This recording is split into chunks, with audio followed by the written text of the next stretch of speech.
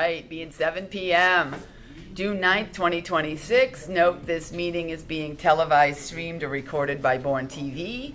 If anyone in the audience is recording or videotaping, they need to acknowledge such at this time. Helen from Bourne Enterprise, thank you. Please refrain from flash photography. If anyone from the public wishes to access the meeting, they can do so by calling the following conference line, 1929-205-6099, Zoom meeting ID 897-1229-3538, password all caps Bourne. The chat will not be monitored. Participants who wish to speak must raise the hand icon until the chair asks them to unmute. All items within this meeting agenda are subject to deliberation and votes. Meeting is called into open session. Let's take a moment of silence to recognize our troops and our public safety personnel.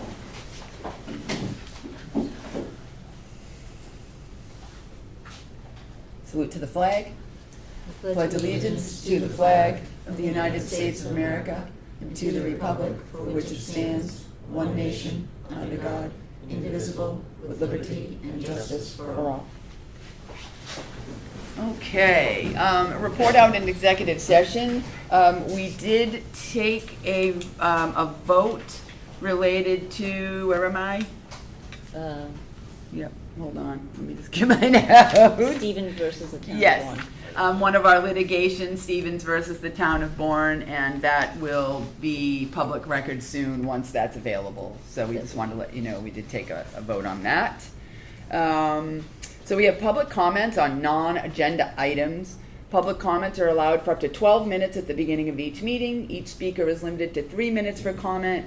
The select board members are unable to respond due to the posting meeting requirements of the open meeting law. And do we have anyone here or on our list or on Zoom for public comment this evening? Come right up to the podium, sir, and tell us your name and where you live. Hello, my name is Peter Murner. I am a resident of Bourne in the Buzzards Bay area here. I'm here because I wanted to make sure that you guys had received a copy of the most recent letter that was submitted by the Conservation Committee about the inquiry about a memorandum of understanding for the Cape Cod Canal, Sagamore and Board Bridge projects, and inquiring about if the select board can put on the agenda the topic of requesting some sort of host community agreement with Mass DOT for the bridge project. Right now, South Coast Rail has negotiated $1.2 million for them to hire independent consultants to bring an expert in content matter strategists to review what Mass DOT is doing to make sure that their residents are best represented in that plan.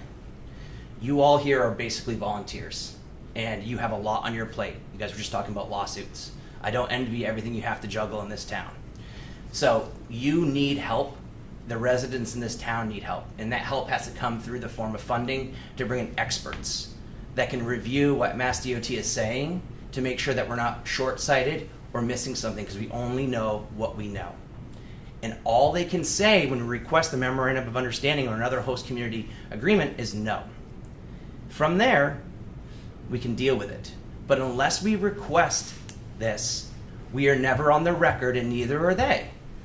And it lets them off the hook. This town has been taking the brunt of public works and infrastructure projects for 100 years. Okay? 50% of our town is not taxable from a property tax point of view. Okay? It's exempt, state or federally owned, right?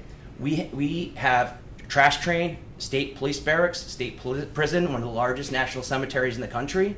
We have a regional high school, All these things we do for the benefit of the greater good. This project cannot be another one of us bearing the brunt for 10, 20 years. We need to get you guys to put on the agenda. Why haven't we requested a memorandum of understanding? July 2020 is when they signed the memorandum of understanding at with the Army Corps and Mass DOT, the height of COVID. I don't know about you, but we were all busy with other things, trying to stay in business, keep our kids healthy, keep ourselves healthy. For me, we missed our chance then to ask for it. The bridges are really getting going now. We need to ask now. There's another bridge coming. If we don't ask, they can't say no or yes. Thank you. Appreciate you trying to put this on the agenda quickly. We've been asking for it since February. Thank you. Thank you, sir. Do we have anyone else here this evening for, go ahead, Mr. York, come right up. Yes. John York. I'd like to second what the speaker just before me said and point out that there's a lot of unknowns for the project coming up. What happened with Keith Field and then again on the north side of the Sagamore Bridge are examples of places where when the town steps up, Mass DOT listens, they respect our town, but when the town doesn't step up, they're going to do whatever they want, whatever is the path of least resistance, lowest cost, least involvement of the public. That's also something they seem to be sensitive to. They're not going to do that unless the public raises their hand and asks for some input. So I really think that our town needs a better channel than we currently have. You guys are all trying really hard on this, but from the ability of the public to get information to Mass DOT and the ability of the public to get information back from Mass DOT is not enough for this project to go forward further without more problems. And I hope that you do talk to Mass DOT about getting some kind of more formal agreement about how those problems were worked out, what kinds of citizen involvement will be, where those inputs and outputs are going to happen. And we've got, as I see it, we have two ends of each bridge. We've got 4 projects, essentially, 4 massive interchanges. If one of those interchanges was happening in a town, it would be a huge disruption to that town. Everyone thinks about the span of the bridges across the canal, because that's complicated engineering, making things way up in the sky and carrying heavy trucks and all that. That is a small part of the project. The project is really 4 huge interchanges that are going to change how people drive, how people can get from here to there. And I just think that our town really needs a bigger voice in this process. And I think it would make your lives easier and all the rest of us who have concerns that we would like to have a venue for. It would at least start building that kind of a structure. Thank you. Thank you, John. Anyone else online? All right, hearing none, moving on. Melissa, can I just state that I am out of state and participating in Zoom, but due to technical difficulties, my camera's not working, but I'm here. Thank you. Okay, so our next update is an update from Town Council, revisions to House 5084, an act authorizing the Town of Bourne to grant a non-transferable license for the sale of alcoholic beverages to Potomac Fish. For our first item, I will recognize Town Council Brian Bertram to provide an update on these revisions. Let's see, this bill is currently before the legislator in the 194th General Court, where it has been referred to the Committee on Consumer Protection of Professional Licensure, just for the public's notice. The Senate has concurred its advancement. And tonight, again, we're just looking for an update from Town Council on any changes to the proposed act and any steps we should anticipate as this moves through legislative process. Brian, I'll turn it over to you. All right. So I actually don't have too much to update from the last time I spoke with you. You have the draft. As I explained last time, the town submitted through its legislative delegation the suggested text from town meeting. There were edits made to it by legislative council, not because they had any particular policy view of it one way or another, but as they explained to us, simply because they're trying to standardize the text of the many special acts that are out there concerning these special act liquor licenses. You know, I had spoken with them that the revised text, which has some transfer language that is limited but is still there, and some other things differed from what was on town meeting floor, that there may be a concern because it was explained pretty specifically to town meeting what was being accomplished. but I haven't really exchanged any drafts with the legislative delegation or anything like that. You know, from time I may have suggested some language, but I really haven't spoken with them that much since the last time I spoke with you, because at that meeting you had said that you wanted to speak with the applicant. You thought that it would be fair to speak with the applicant before we sort of went back to the legislative delegation. And so I've sort of been in a holding pattern because as town council, I'm your agent, and you know, you make the policy and not me, so I didn't really have anything to speak to them about. But I have, you know, the applicant, I see them in the audience, and their attorney is on Zoom. They've very nicely agreed to appear tonight, and you know, that's my portion of it. You know, I would suggest that you know, maybe next we can. Well, you may want to discuss this, but at some point we should open the floor up to them too, so you can get their input and thoughts on this. Sure. Do we have any comments or thoughts by the select board first, and then maybe I can ask them if they want to come up and speak on this? All right, did you want to come up and say a few words related to this? Sure, please do. So I think Adam is on. Yeah, I do see his camera's on as well. Okay. Adam, you as well, please. So I'll introduce myself and then he can fill in. All right. I'm Patrick Ross with my wife Jenny. We own Katomet Fish, and we had a citizen petition approved by town meeting, which was to request from the state a non-transferable liquor license for Katomet Fish, for Seastate Foods LLC, DBA Katomet Fish. We haven't been involved in the conversations.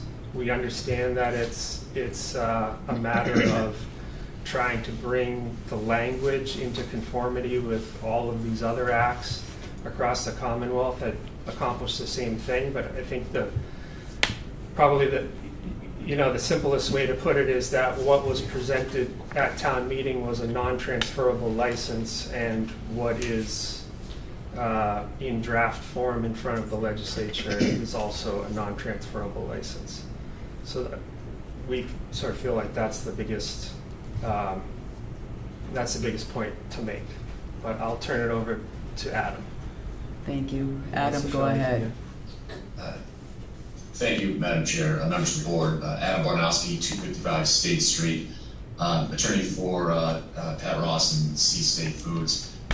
So yeah, I mean, I will try to keep it brief, but yeah, I think that we reviewed the House draft. We believe it sufficiently honors the town vote on the warrant and support it in its current form. Like Pat said, a non-transferable license, that's what was voted on, that's what this is. There's no changes there. One change is that now they added language protected for the town, which not just mentioning Seastate Foods, but they actually mentioned the location, which I think adds more safeguards to it. Seastate Foods can't transfer the application. The way I read the text, the board couldn't accept a transfer application for the license.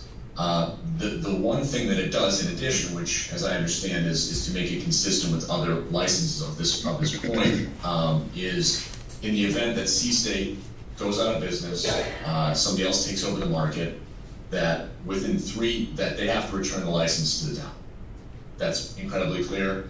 And that within 3 years, if someone else at that location applies, the board has the option to grant it for that operator. So, and if it's not acted on within 3 years, then it sunsets. And I think the idea here is, if Pat and his family run this business for 20 years and it's a commodity, the license component of it is a commodity like, this market has been for 40 years at this site, people might get used to it, and if it just goes away, if a new operator comes in without the option for applying for a new one, the town will either be without the license or they'll have to go back to the legislature and kind of go through this whole program again. So it provides some safeguards here. The board has the discretion, like they do with any other license, to deny or approve a new license, but it doesn't create a commodity, which I think was kind of one of the big issues here. And the last thing I'll just say is that I know the board is well aware that Pat was before you 3.5 years ago was approved for a license. It's been a really long process. You know, we appreciate everybody in town's cooperation and help throughout it, but we are trying to get to a place where this can get passed and hopefully we can be back before you on an application. So happy to answer any questions you might have, but we are fine with it in its current form. Thank you so much. Okay. Any further discussion from the select board? Any thoughts, questions? If not, we can, Brian, do you concur with the Yeah. interpretation of the language with respect to the non-transferable piece, which I think was the biggest element in concern with this particular language based on town meeting floor, right? I mean, I concur. It's so transfer or new applicant are kind of terms of art under the Liquor Control Act. So the current version, which just again, if anyone wants to look it up in the public or wherever, H5347, it does not have transferability language. So what it would do, as Attorney Barnofsky just explained, is it gives you kind of this 3-year period for a new applicant to apply to the license, and they have to come to you for that. Right. But it doesn't. So I guess strictly speaking, it may not in the future hypothetically be limited to this applicant, but on its face right now it is, and it's not transferable by them. okay. Perfect. All right, thank you for your time. Thanks So for coming. next steps for Brian or for the board, other than just he's on it? Yep, it's moving, it's going, Well, it's up, it's in. I mean, it would be helpful to me if the select board is satisfied with this language. I would like to So vote. pass that along to Mr. Vieira so that they know that the town is all set, and then they kind of he'll continue doing the good work that he's already done, shepherding this through the general court. I see MJ's hand is up. I was going to say that I think it would be appropriate if this language is acceptable to the board, for the board to vote that the language is acceptable, so that the legislature, if they don't have any further changes, know that we would accept it as written, and it will just simplify it rather than passing it and then having to come back to us for approval again. So, That was my point. yeah. Vote to approve the language. That's what Anne Marie just said, but okay, we've got it twice. I didn't know there was a motion on the floor, so go ahead. Sounds like one. I didn't know if we made a motion, No, did we we? didn't. Well, I Well, was making a yeah, I was motion. So Are we Amber's so- making a motion to accept the language as written, Are right? you seconding Yes. it? And I'm seconding it. All right, All so right. we have a motion from Anne Marie, a second from MJ. Any further discussion? Okay, hearing none, I'll do a roll call vote. Jean? Yes. Anne Marie? Yes. Peter? Yes. MJ? Yes. Chair votes yes. 5-0-0. Thanks. Looks good. All right, thank you. Thank you all. Okay. So next, we have a request to file special legislation for liquor license at 365 Barlow's Landing Road. This item is related to the special legislation article that was passed at our May 26th special town meeting. As everyone will recall, town meeting voted to support filing a home rule petition for a liquor license at 365 Barlow's Landing Road again. This is a location-specific license that would require approval by the legislature before the town can issue it.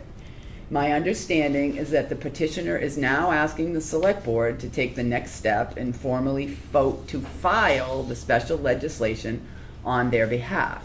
Before we consider that request, I would like to invite Mr. Patel or his representative to walk us through the language they are proposing and any details they would like the board to be aware of as we move forward. They here, and whoever might be here does have the floor if there's someone present. Good evening. Can you hear me? We can. Please state your name Okay, and my- your.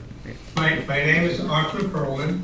I represent Jignesh Patel, who lives at 320 Country Road in Bourne. He's the owner of H&J Convenience Inc. that does business at Country Farms at 365 Barlow Landing Road in Bourne. The board town meeting, as you said, on May 4th authorized the Bourne Select Board to petition the general court for special legislation authority to issue an all alcohol beverage license not to be drawn on the premises and to be exercised specifically at 365 Barlow Landing Road in the Pocasset section of the town of Bourne. To that end, we have submitted to the Bourne Select Board for the meeting tonight proposed language to be used in the board's petition, which was emailed to your office, and we respectfully request the board file this petition with the general court as soon as possible. What we are asking you to submit, do you want me to read through it? We have it in our packet. You don't have to, because we have it in the packet, and it's visible for the public in the packet as well. We have it in front of us. Do you want to add anything to it, or anything that specifically you wanted to bring to our attention related to it? Only that this same language, except for names and places, is language a client of mine has in another town that the general court approved previously, and it's been accepted as this. Okay. Okay, so thank you for that. I guess we will go around to the select board first. Peter, any thoughts, questions, comments, ideas, recommendations, motions? What you got? I may not have agreed with, with when this was going before town meeting, but however, it passed pretty overwhelmingly at town meeting, so I think we need to respect the will of the people who voted that evening and forwarded this along to the state legislature for action.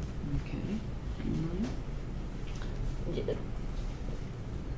Actually, the same comment, really. To execute what the town has voted on is really the step we're taking, whether we.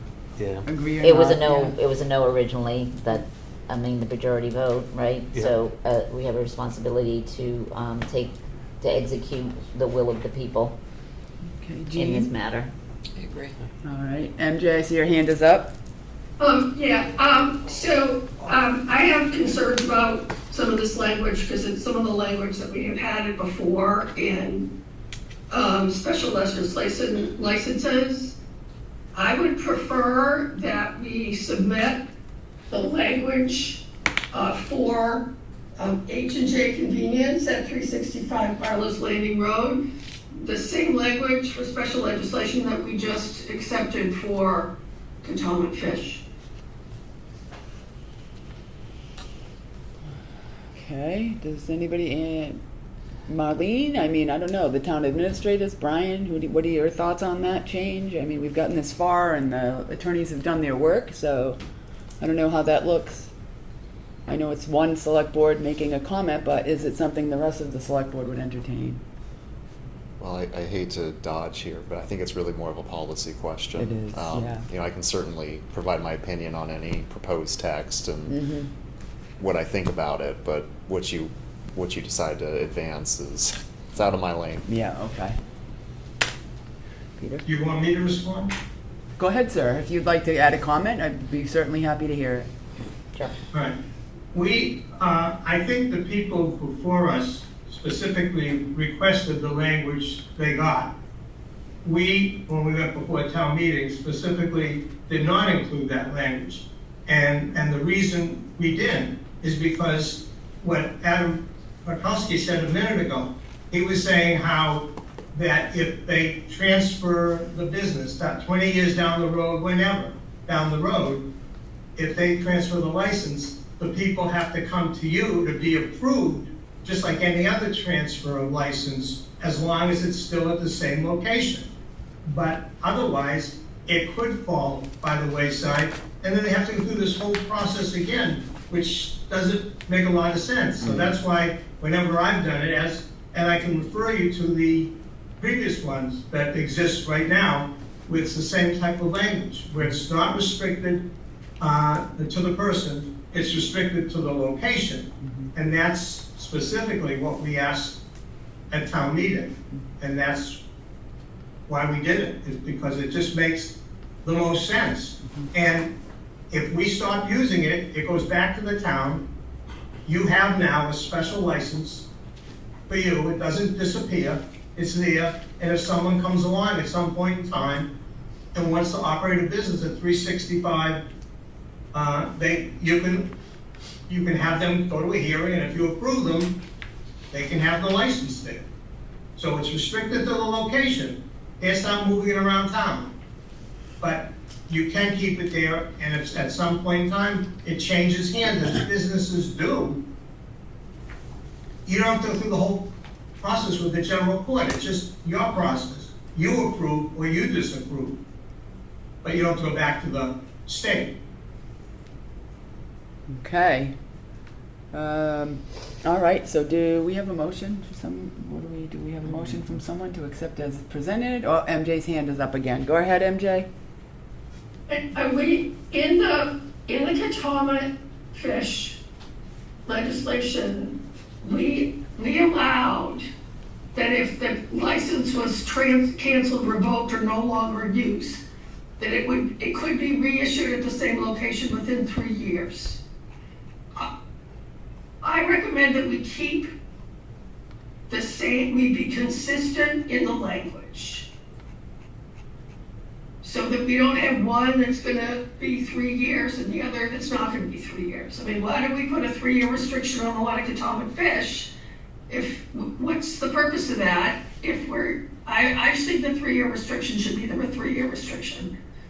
And I do know that historically, one of the things that happened with the Great Gables market, that when it was canceled, they went out of business, and that license was deactivated, that the ABCC required that we go back for special legislation anyway. So I would like to put a 3-year limit on it to be consistent with the language that we just approved.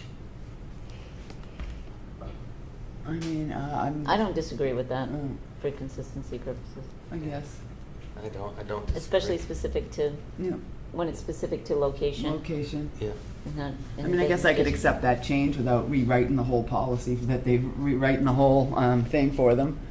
But would Okay. that, would So we why does have it- to do come we- back so do we with have a- that amendment? Yeah, right. That language Yeah, change?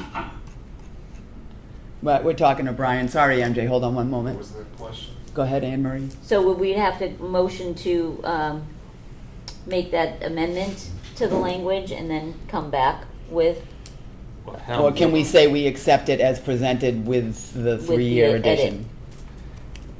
I would prefer, just with these kind of things, I like a lot of clarity in the record. If you Okay. want to have it edited, we could edit it and then bring it back to you at your next Okay. meeting to, that's that what way you put your eyes Is that on the it. route we Okay. should take, is Yeah.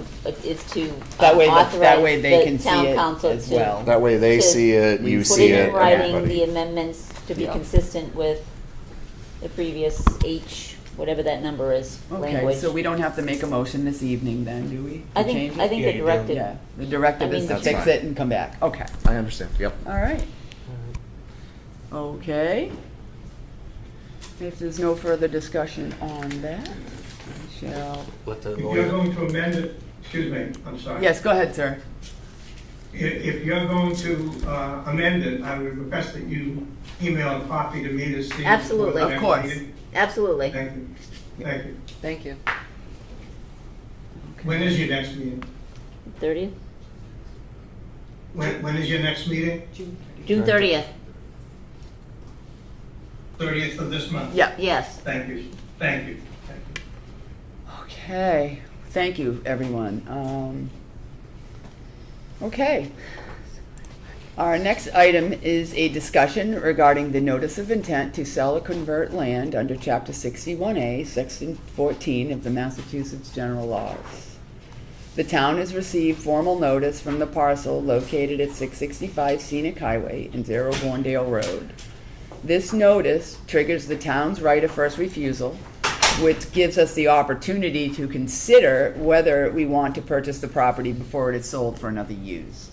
I would like to invite Attorney Bertram to walk us through the statute, outline the steps the town would need to take if we are interested in potentially exercising the right of first refusal, and please explain any deadlines or procedural obligations that the board should be aware of as we consider this notice. Thank you, Attorney Bertram. All right, buckle up. This is going to take a minute. Oh. Uh-oh. Gotta Particularly get because I'm my going to try to memory device out. make this as accessible for the public who's watching as well as the select board. And the statute, so this is chapter 61A of the general laws. It's commonly just referred to as chapter land. So if I use that phrase chapter land, that's what I'm referring to. Just so everybody understands, chapter 61A, and there's a couple other chapters for different types of land. Chapter land is essentially land that gets sort of special tax treatment because we want to encourage certain uses like agricultural use. And that's what we have going on here. This is chapter 61A, which is agricultural. At least a portion of the land is. And so sort of the trade-off the owner of the land makes for getting that special treatment is that the town then has a right of first refusal if they're either going to convert the use of the land to something that's not chapter land, or if in this case they're going to actually sell the land for such a use. And the process that the statute specifies is sort of very spelled out, and it begins with a notice of intent from the landowner. You have received such a notice of intent dated May 26, 2026. Under the statute, all the deadlines run from the time that this puppy is dropped in the mailbox. It's not when you receive it, it's when it's put in the mailbox, so from May 26th.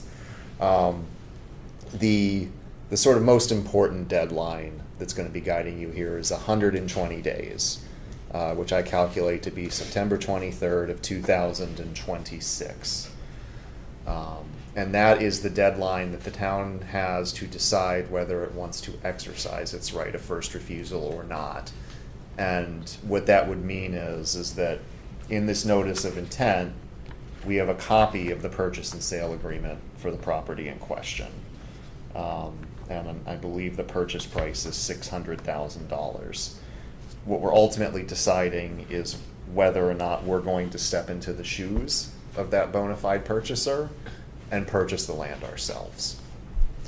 So we have 120 days to do that. We need to have a public hearing on it. The only other sort of more immediate deadline that you're governed by is, because the statute is so particular as to what needs to be in the notice of intent, you have 30 days to respond to the landowner to say, well, you missed something here.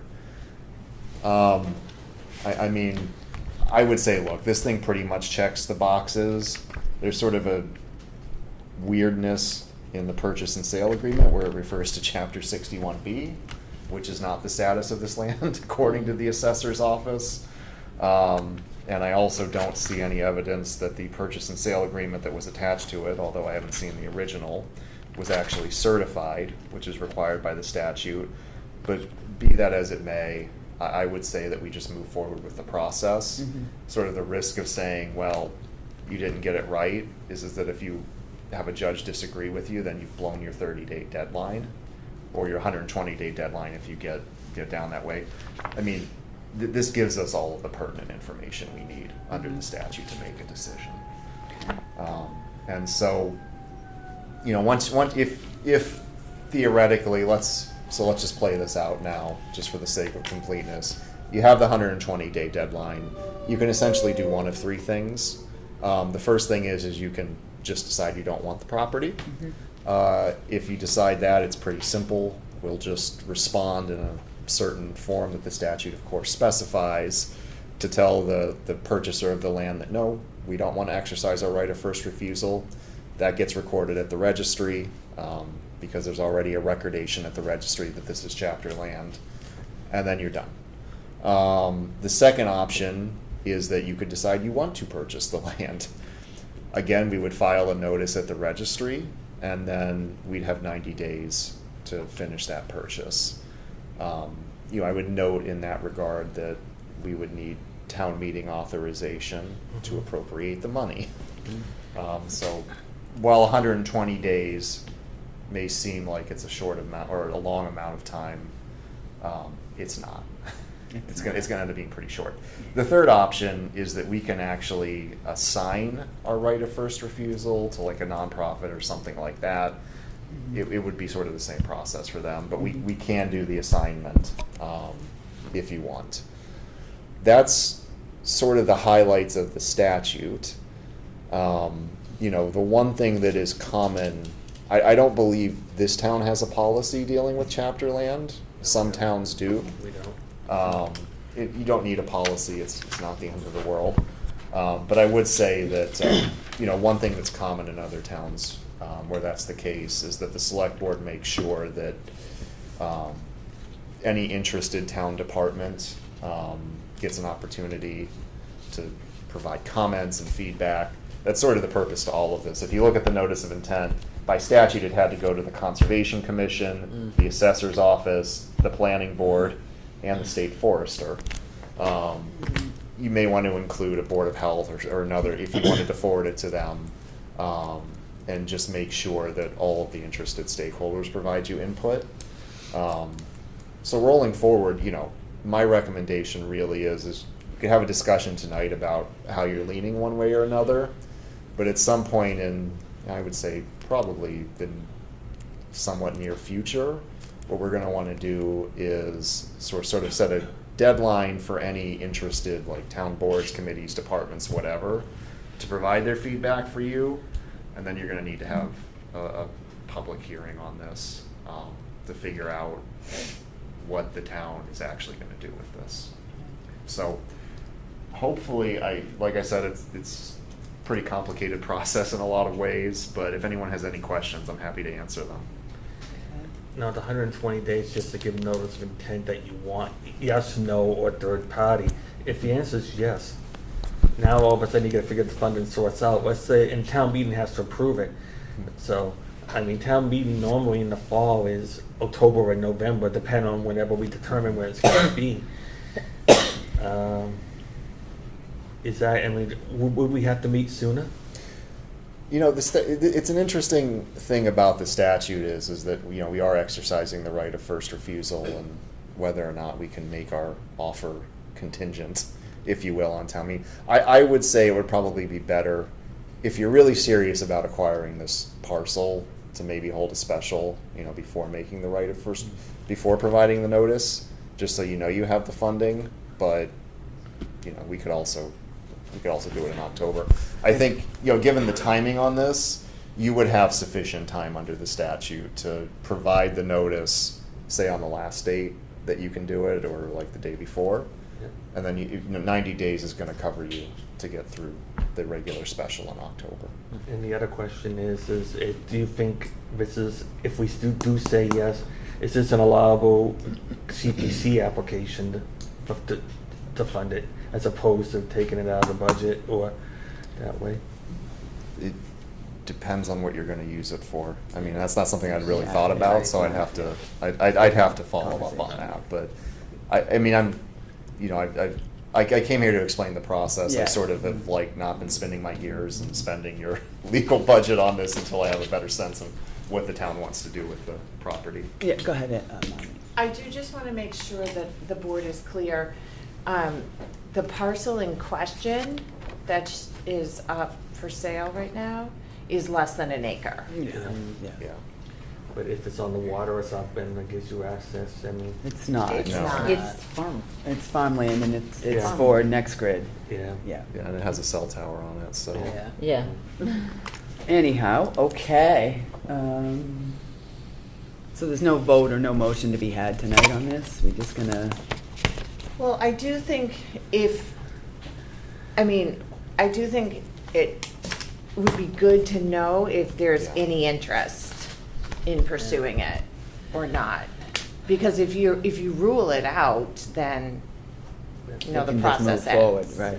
But if you are interested in it, then we need to keep it moving. Right. MJ, I see your hand is up. Yes, thank you. Well, I think we should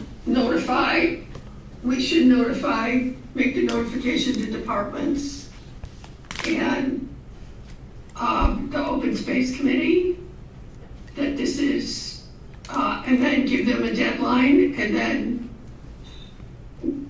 have feedback from them if there's interest or not interest. The other thing I'm going to note is that in the letter that we're supposed to sign, I think, it's on page 8 of 104. Dear Attorney Alpin, it says, references made to your notice dated May 26th, provided pursuant to Massachusetts General Law 61A, Section 14, pertaining to the following parcels of land in Sherburne, Massachusetts.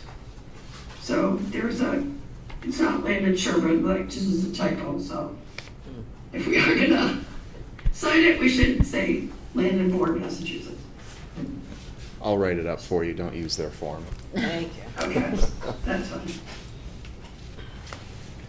All right. I don't know, is that the recommendation, is that the pleasure of the remainder of the board? I mean, I don't see where we would be I don't see keeping where- it. To me, it seems like I a don't moot point know to where the move value of forward. it is. Yeah. I don't know why we Under an would, acre yeah. in, Well, I think that the Conservation Planning Board, a number of people were notified. We should write to them and say, you've been notified. If you have, please notify the board by June 30th, whether you have interest or not. I mean, I haven't heard anything, but that doesn't mean that they don't have interest. So if they've been notified, I think we should request they notify us and the Open Space Committee, and then we have the input from people to make our decision that we're not interested.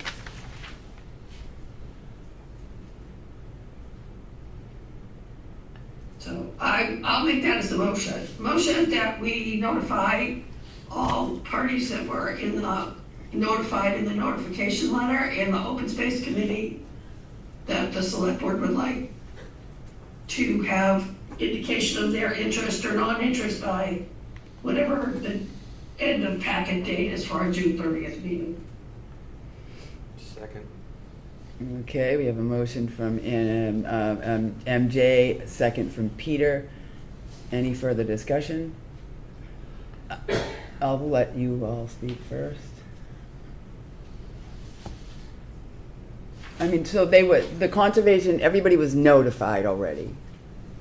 And they know the process about how to respond to the notifications, correct? There is a process that they're supposed to follow.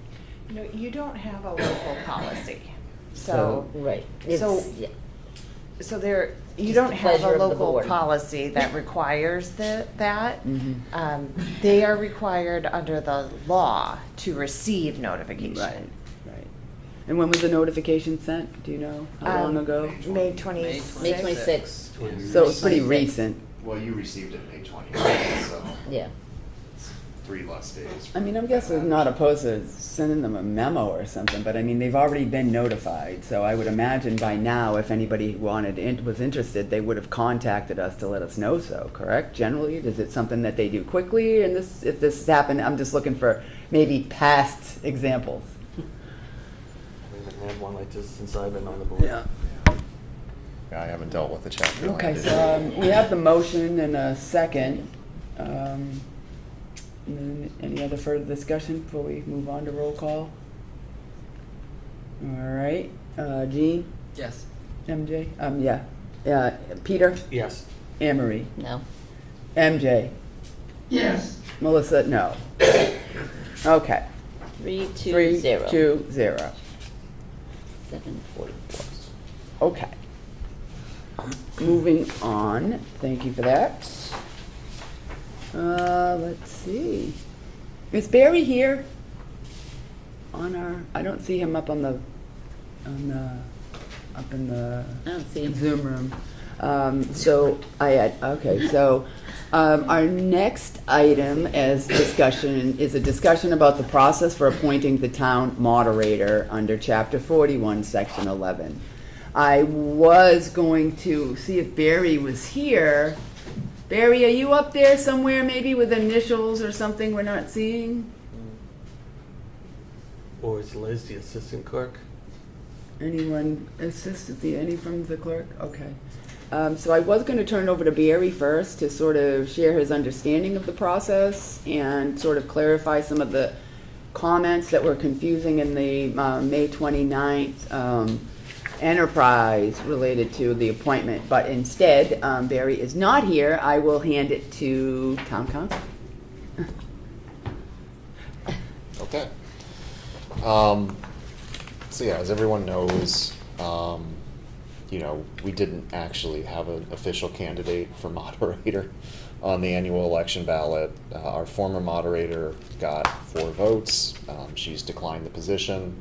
And so we have a vacancy in the position of town moderator, which, just so everyone understands in the public, aside from just moderating town meeting, is an important position that actually has appointing authority in the town, including for the finance committee. So it's really not workable to go forward to the next town meeting without a moderator. Yeah.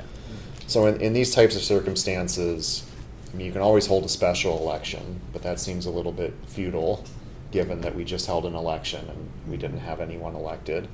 So by statute, this is Chapter 41, Section 11, anytime we have a vacancy in a town office, whether by failure to elect or otherwise, other than certain specified town offices, of which moderator is not one, the select board can appoint a person to fill that vacancy until the next election. So in this case, that's the process. It's actually not complicated at all. If anyone, if anyone's interested, town meeting time actually says this on page 39 too. I think the confusion in terms of process that may have been in the newspaper is that this is for filling the term for the year.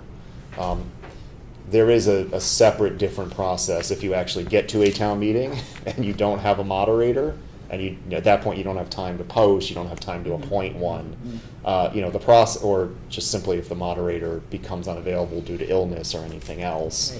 Right. The process is if you get to town meeting and you're ready to start basically, and you don't have a moderator. At that point, the town clerk gavels in the meeting, and the first order of business for the meeting is to elect the town moderator. For anyone who's interested in history, way back in the day, that was actually the way many moderators were selected anyway, not at annual elections, but times have advanced. Our charter has made this a more important position, and so it's treated like any town office under the statute, unless it's excluded from that statute, which here moderator is not. So that's your process. Thank you very much. Okay, so I guess I'll go around to the select board. Any thoughts, comments related to this? I know that, did you want to add to that, Marlene, on what you suggest our process should be? I know there was some conversation, or I've read, or we talked. I mean, I know we'd have to open up an advertising period of some point and wait for letters of intent. Yep, I would recommend that the board open up a period for about 30 days to ask for letters of intent, and then after that time period closes, we'll bring any interested parties to the next meeting. All right, okay. So do we need a vote to recommend we open a period of 30 days for letters of intent for the position of town moderator? Okay, do we have a motion? So move. All right. Is there a hand up in the audience? Oh, no. No? Nope. Oh. So we have a motion by Peter. You have a second? I made the motion. Oh, you made the motion. Okay. Oh, you seconded it. Did you second it? No, I made the motion. I didn't hear about You made if I the can motion second too. it. You made it, right? I made it. I did hear you make it. Okay, I was like, did I hear that wrong? Okay, so Anne Marie, you made the motion? Yes. All right, so motion from Anne Marie, Peter will second. Whatever. Yes. Okay, and any further discussion? Okay, hearing none, roll call vote. Jean? Yes. Anne Marie? Yes. Peter? Yeah. MJ? Oh, is she there? Oh, yeah, she is Did we there. lose you? She's not. She's up there, but she's silent. MJ, We you gotta can't hear you, unmute. MJ. And we got more than 3 votes. Okay, and the chair votes yes. So Technical difficulties. maybe she is in a different state. So we'll write it as 4-0-0 until if she unmutes and accept. Oh, there she I is. vote yes, sorry, I think I messed up. But, before we move on to the next thing, I want to ask a question of Brian, about the two members of the Finance Committee whose terms are expiring on June 30th. If we don't have a moderator, are they automatically extended until someone can be appointed, or what happens with that? Yes, they're holdovers until you have somebody Sure, else yeah. and you can fill the position. Perfect, thank you. Thank you. Thanks, So, because I don't want them to lose a quorum, that was the concern. Right. And does that get, how does that get recorded in the, on the website or wherever? Brian doesn't, he kind of doesn't know that answer. I mean, you can record it any way you want. Yeah. It's, Yeah. it's the website. It's, Yeah, exactly. The statutes are way too old to have Instead of contemplated putting- websites. Yeah, So in exactly. parentheses next to their name, it's holdover? Hold over. No, Sorry. they're still filling the term. Right. until- Yeah, still just, yeah. Okay, wonderful, thank you. Okay, so next we have an update from the Town Administrator's Bikeway Advisory Committee, and this is just an update from the committee. I would like to invite Ken Chetlin, the Chair of the Town Administrators Committee, to provide us an update to the Select Board and the committee work. How you doing, Ken? Thank you for coming. Good evening, everybody. Madam Chair, members of the board. Yes, my name is Ken Chetlin, live in Pecasset. I am the chair, by somewhat default, of the Town Administrators Advisory Committee on Bicycle Pedestrian Pathway. And that is the capacity I'm appearing in tonight. I'm also, just so you know, the president of the Friends of the Bourne Rail Trail, which is the nonprofit group that's been working on this for 10 years. Matthew Silvio on our committee is also present tonight. I haven't seen whether Barbara O'Donnell, who is our other member, and MJ is the fourth member. This is a committee that was originally set up back in 2018 with the express charge of assisting in the creation of a pedestrian and bicycle pathway connecting the Shining Sea Bikeway to the canal. So it's a limited charge, and we made a Town Administrator Advisory Committee. It's a 7-member committee, but at present there are only 4 members. There's a school department designee who's not currently designated. So where we are in this, since the last time you had a report, is we have not convinced the governor to green light removal of the Falmouth secondary track.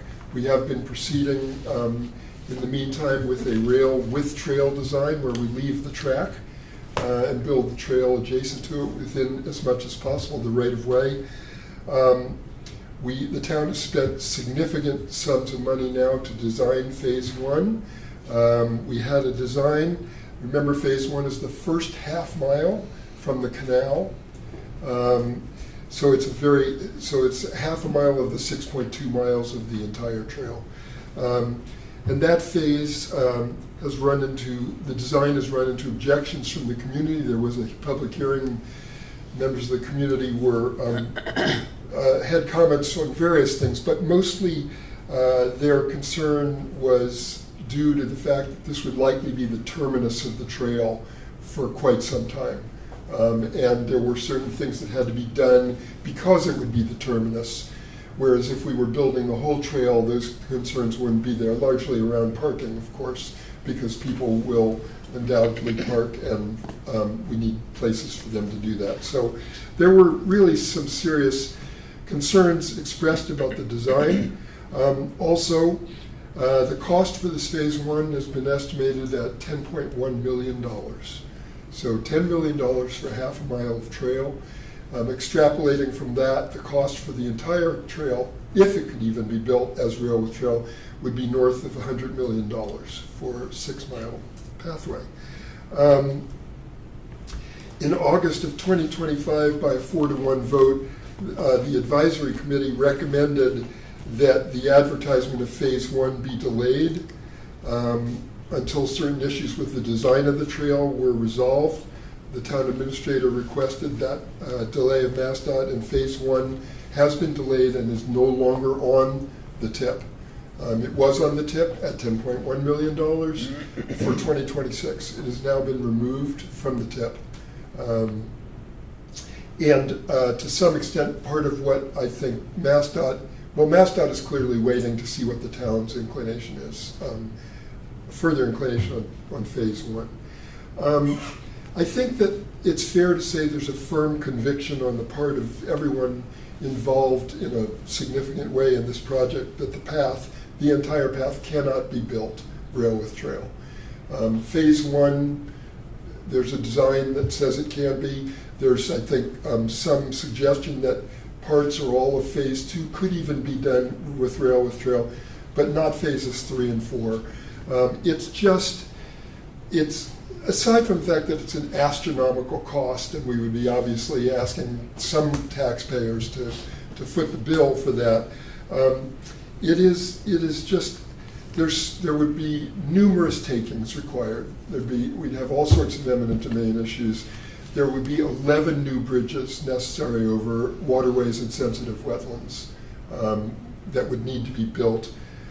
And there would be a fence required separating the trail from the track, which essentially would separate the residents of the town from the coastline and the owners of property on the coastline.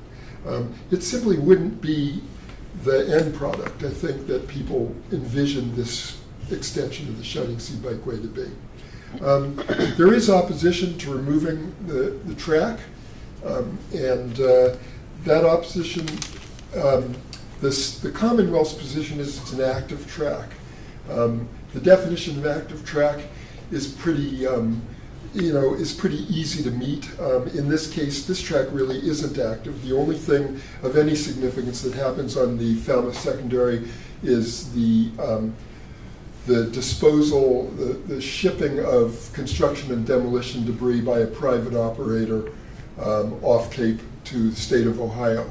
That's a train that runs once a week up and down, up and back, periodically more, but usually once a week with, I don't know, fewer than 10 cars.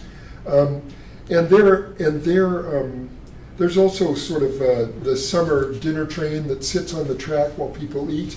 That's a periodic use during the summer. And in all fairness, it's potential, and I don't know if it has been used as a siding if they need to move trains around. So those are really the only uses that have been made of this track for years. The private operator, Kavosa Disposal, hires Mass Coastal Railroad, which is the lessee of the Commonwealth of the right of way, which is owned by the Commonwealth. It is really a money-losing proposition for the Commonwealth when you take into account the costs to the Commonwealth and the income that's generated. We've filed several FOIA requests and have not gotten any meaningful information back to that.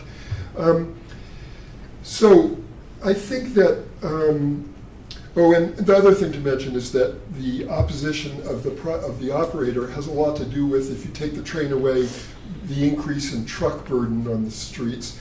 We've looked at that.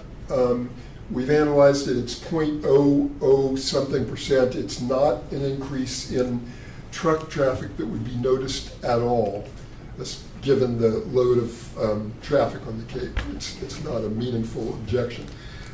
So essentially, the only other opposition comes from the Upper Cape towns, particularly the other 3 Upper Cape towns, who have expressed concern that someday, sometime, potentially in the future, they might need to go back to training their trash off the Cape. Again, none of the 4 Upper Cape towns have done that for many years. And there's some suggestion that if they ever got to the point where they needed some other solution, and they didn't find the new transfer station adequate at the Bourne Ice Swim facility, that they would have to come up with something more creative than using an old dilapidated track. So, and the last opposition comes from the military.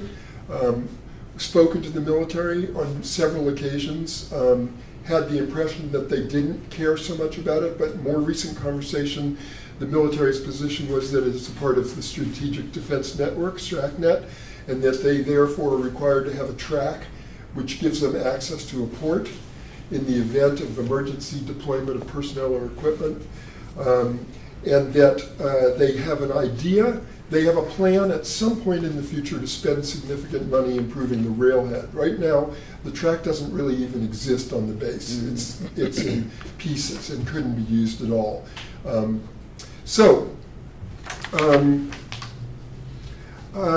We have 4 specific issues that the committee agreed we should bring to you for your consideration. And those are, first of all, phase 1. What do we do about phase 1? This board voted in 2013 to 2023 to endorse the construction of a rail trail, an extension of the Shining Sea Bikeway.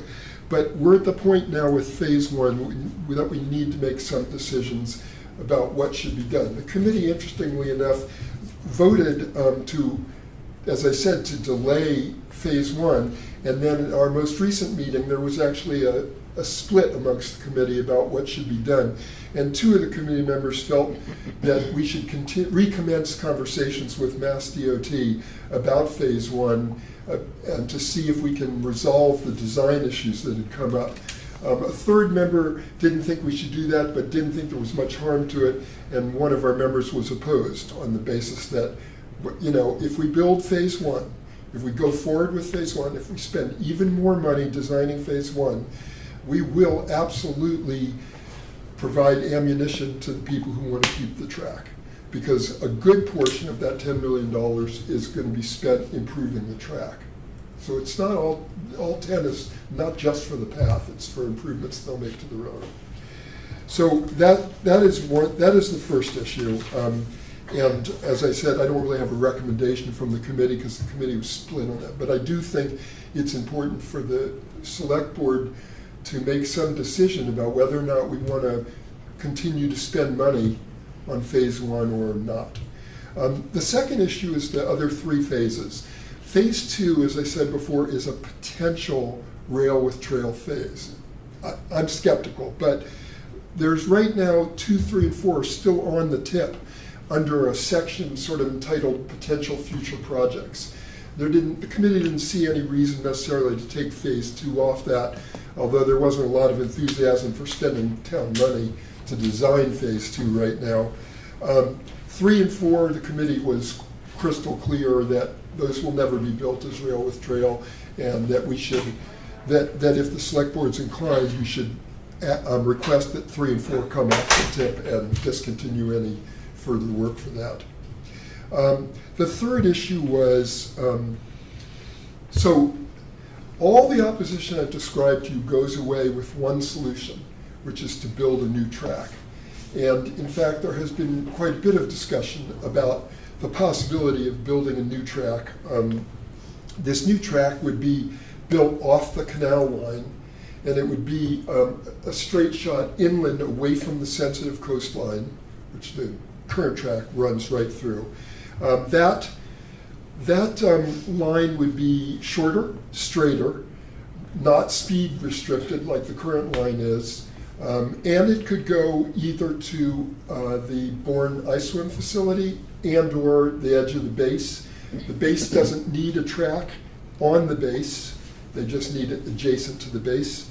And it seems to us that if that's something that people are interested in, and freely admit that there's a difference in opinion about whether any track is needed, but if the Upper Cape towns and the military and everybody else thinks a track is necessary, this is the perfect time for that to be considered, because we're doing these bridge projects with their massive infrastructure work. And now would be the time for us to consider getting a design done. There was a couple of years ago a very preliminary feasibility study done by a consultant that the Friends hired that demonstrated the likelihood that it would be possible. It'll be possible. I mean, we can build pretty much anything these days, but it would make. But if 3 years from now we all say, gee, we need a new track, we will have lost a huge opportunity to consider it at least as part of the infrastructure work they're doing for the bridges. I did appear this afternoon before the advisory committee on the Cape Cod Bridges project and made this point to them You know, there was obviously no commitment made, but I do think that it would be a third independent project. It wouldn't interfere with the time frame of either of the two bridges, but it would. But its critical part would be to look at the design possibility now while we're still designing the infrastructure for the Bourne Bridge. So that's the third thing, and if the select board was inclined to advance that idea, I think it would make a lot of sense to call a meeting with the Lieutenant Governor and Secretary Ng to put this before them and get it seriously considered. I don't think that, except at that level, Mass DOT is going to be very inclined to spend a lot of time on this. The fourth and last thing has little to do with the Bourne Rail Trail. As I said, our charge was very specific, that we were to advise and assist with the construction of the extension of the Shining Sea Bikeway, the Bourne Rail Trail. Our committee is a town administrator committee, as I said, and we had a long discussion about it, and and really the concern right now is that with the growing reliance on alternative forms of transportation, that we as a town should be taking a sort of close and continuing look at multimodal partnerships. And as such, we think that it would be good for the town to have a town-level policy advisory committee that reports to the select board. That would have the charge and the ability to look at all bike and ped and other multimodal issues in the town, rather than this committee, which reports to the town administrator, is restricted to the Bourne Rail Trail.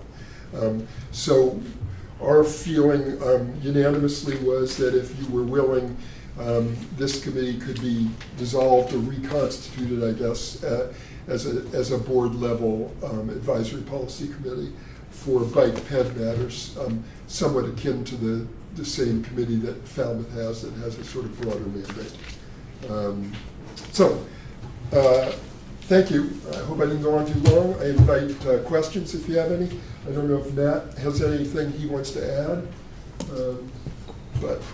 Thank you.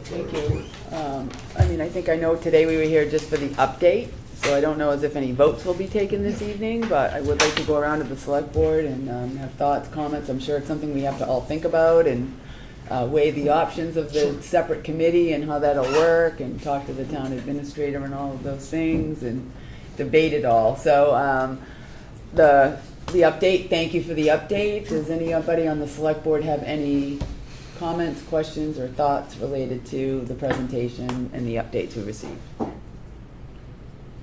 Not at this time. No. It's a lot of information. All right. Well, thank you. Thank you very much. Appreciate you coming. John, did you want to come up and make a Yeah. comment? Sure, please. Yeah.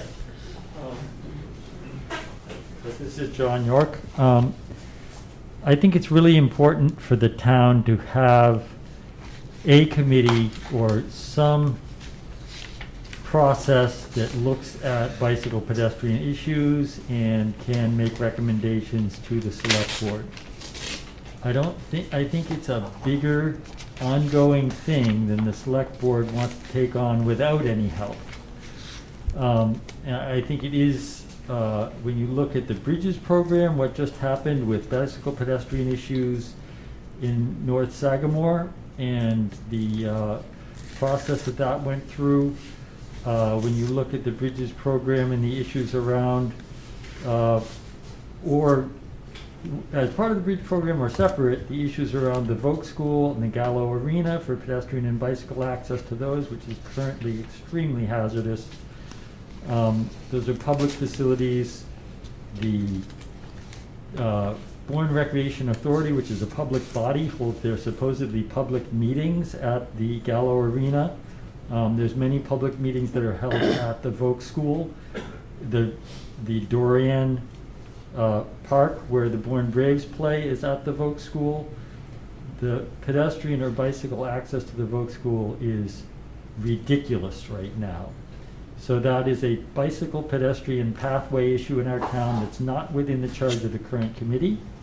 And it's something that our town should have, you should have advice coming from people who think about these things. The current committee has in their charge, it's unclear in their charge how it's supposed to work, but they are supposed to promote safe routes to schools. But the charge also says they're just limited to this bike path connecting along the rail line. So it's kind of contradictory right away in their existing charge, but safe routes to school is floundering in our town. It's going nowhere. Other towns are getting millions of dollars of infrastructure money to provide safe routes to school. Those are safe pedestrian and bicycle routes that kids of school age can use. I like to point out, look at how many employees work in our schools. And faculty should have the option of riding their bikes to work if they're in that distance, or all those sorts of things. The school administration building would be nice, they might want to walk up to the school campus where all those other schools are, and they probably do. There's a pretty good sidewalk there. There's no real crosswalk on Trowbridge Road, but now the Bridges project is coming along, and how would safe routes to school overlap with that? So even the question of the phase one and should we go ahead with it, phase one could be viewed as an important part of safe routes to schools for the whole Grey Gables neighborhood, and Mashpee Island. So again, there's a lot this committee needs to do other than, even if you just look at safe routes to school, that this committee should be doing other than the bike path, which is very likely going to have to go into hold because of impasses with the rail to trail, rail with trail dilemma. So I just think that with the issues coming forward in our town that are transportation issues, where bicycle pedestrian issues are important, that the town should not be without any committee, and the selectmen should not be without any group that can do things like meet once a month and take public input and find out what the public's concerns are and bring that back to the board. It might be something we're all missing. And if you look at the other towns, most towns have bicycle pedestrian committees. State agencies expect your town in many ways. You're not required to, but we have a seat on the Bridges Advisory Committee for this committee, our Pathway Committee. Mass DOT doesn't even realize that its charge is limited to that. They think they're representing bicycle pedestrian issues in the whole town.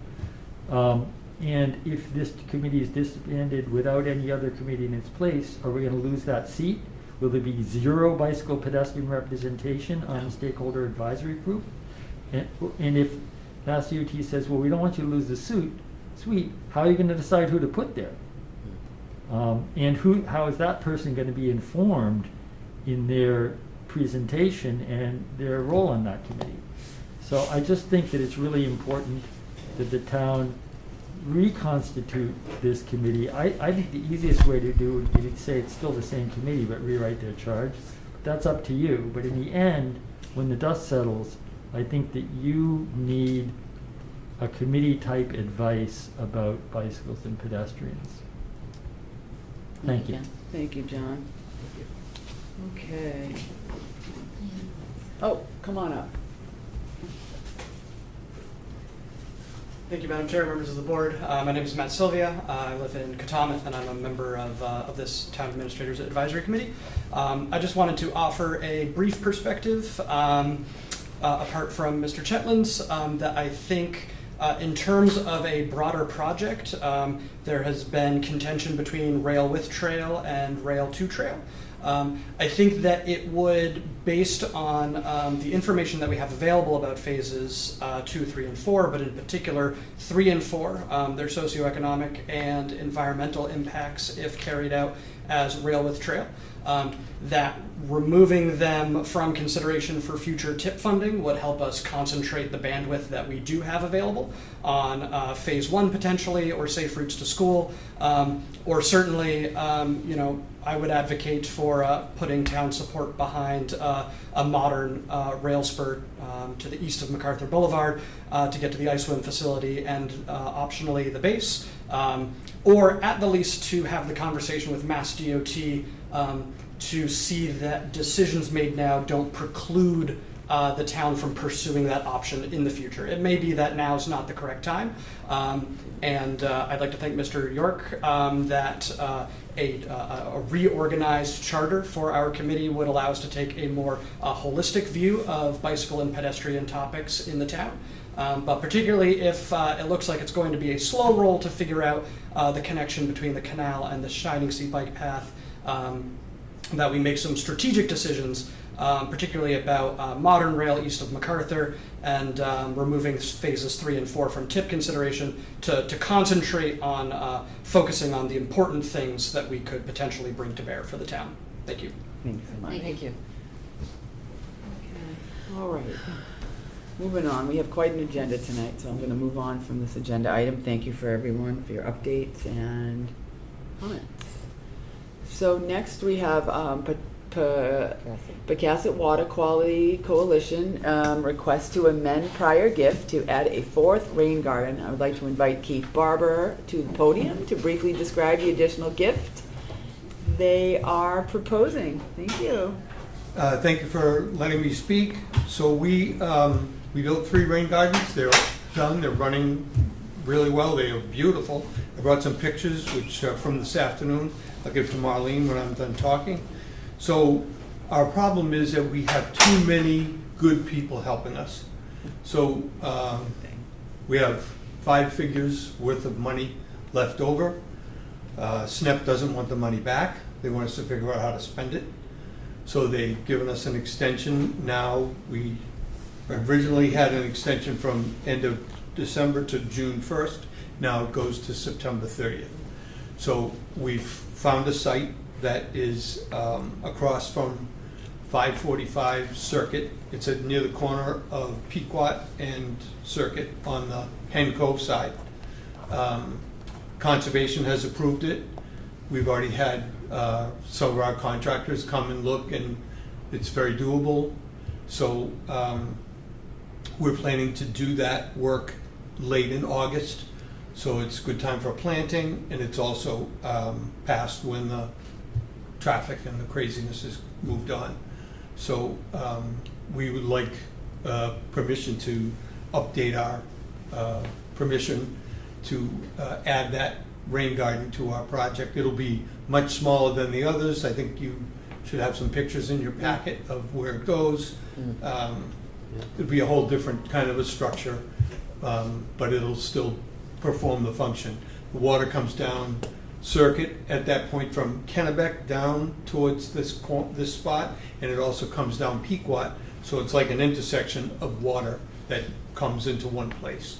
So we've expected to be a 2-day project, 1 day of excavating and prep, and then 2nd day of planting.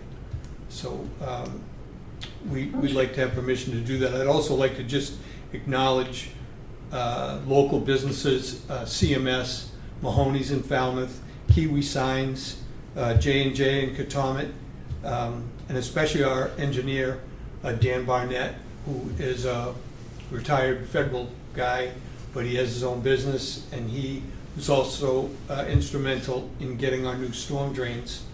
And Dan, we had a budget of over $16,000 for engineering and plans, and Dan Barnett did all his work for nothing, totally pro bono. Wow. So that's why we have more money than we know what to do with when we're left over. So those people have really helped us.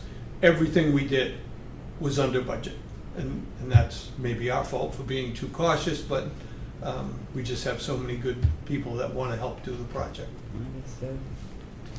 Any questions? All right, yeah, no, that would be my next question. Does the select board have any questions? And if not, do we have a motion? I think this is great.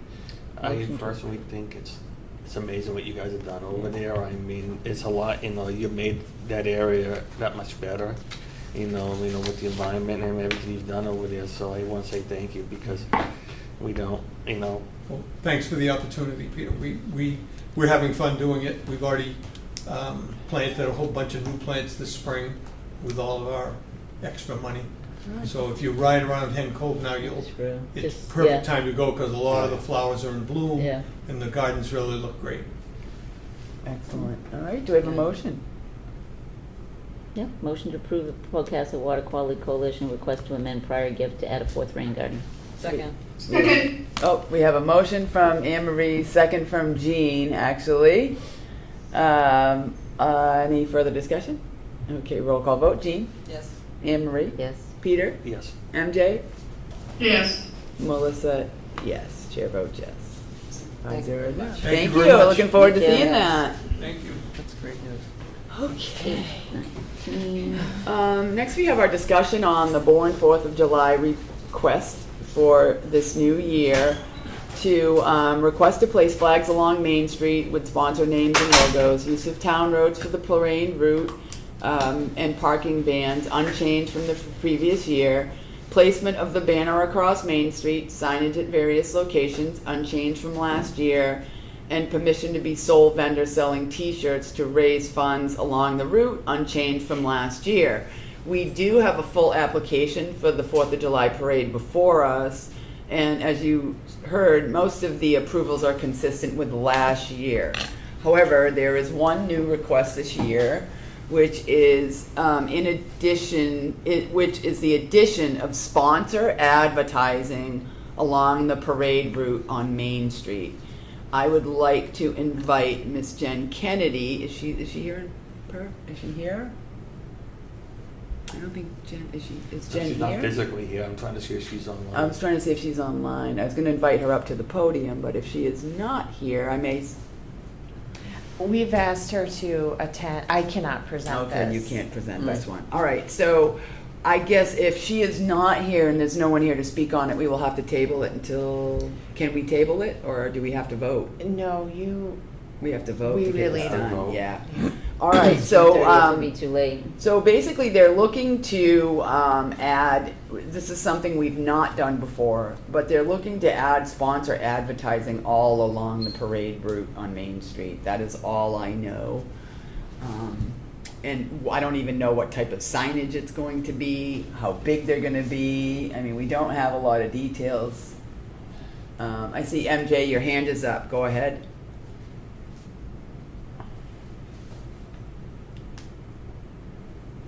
Go ahead, MJ. She's not. She's muted. We can't hear you.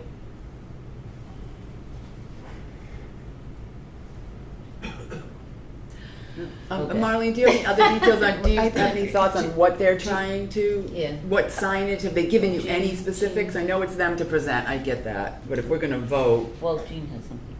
Jean. Jean, Well, go I ahead. would just, especially being someone that was on the design review committee before, yeah, there's not enough details, I don't think. Yeah. I think this is really dancing in the gray zone as Yeah. far as what's allowed and what's not allowed. The whole idea of having a sponsorship for a parade, I think that if the people that are sponsoring the parade would take advantage of the parade itself with their own banners and their own displays float. and float the competition, you know, they can really put all Are the their names efforts on the into back their. of the T-shirts? The I- sponsor names? Like This that? is something, you know, the parade organizers could just Yeah. use that, use, Yeah, I think my Yeah, thought was I the th- same. I think the same Yeah. sentiment. I have a little concern about advertising. Absolutely. And we have, you know, we just passed a very strict signage, you know, along Main Street, Buzzards Bay, and maybe it, you know, we don't even know what these signs look like, the size of them, you know, but advertising in general, we don't allow it. right. And it's a precedent, I think, that is a slippery slope. You know, to even if, you know, we have businesses on Main Street. I was just gonna say, if I were a Um, business on Main Street, I you would know, not be and- happy. Yeah, yeah, I But- wouldn't either if I owned a business on Main Street and I had a sign out there that's Somebody else. promoting someone else's business and I'm in the same business. I think for me it was the same thing. We have, you know, that's what the floats are for, and that's why people participate, is so they can they can advertise and be on your, you know, your float. Yeah, With your yeah, signs, well, so, or Peter, any thoughts? or one of the recommendations, maybe the parade board itself has a A float float with all the advertisements on it. With Yeah, that's a good point. this is our sponsorship and just the names of the What sponsors. about you, I don't Peter? know. But yeah, Well, I want to look at I'm sorry, I was able to unmute when you Oh. have a change. Sorry. My I have like multiple things open and every once in a while it disappears behind. Let us speak first. So I actually had a question. I agree. I mean, if they're not here to represent this new sign thing, I'm not sure I think it's appropriate. So I'm not in favor of approving it for this year. But I do have a question because we had a discussion in a prior meeting about not throwing objects from the parade. We voted, yeah, I think we voted that as the norm. Yeah. Yeah. So that's, they're not gonna do that. I mean, we don't have to tell them that there won't be that. We've already voted that and they understand it. Yeah, that's a different discussion, but I completely, but that has been voted, yes. Well, that's also stated in the bylaw. It's on the bylaw. It is part of the. The agreement.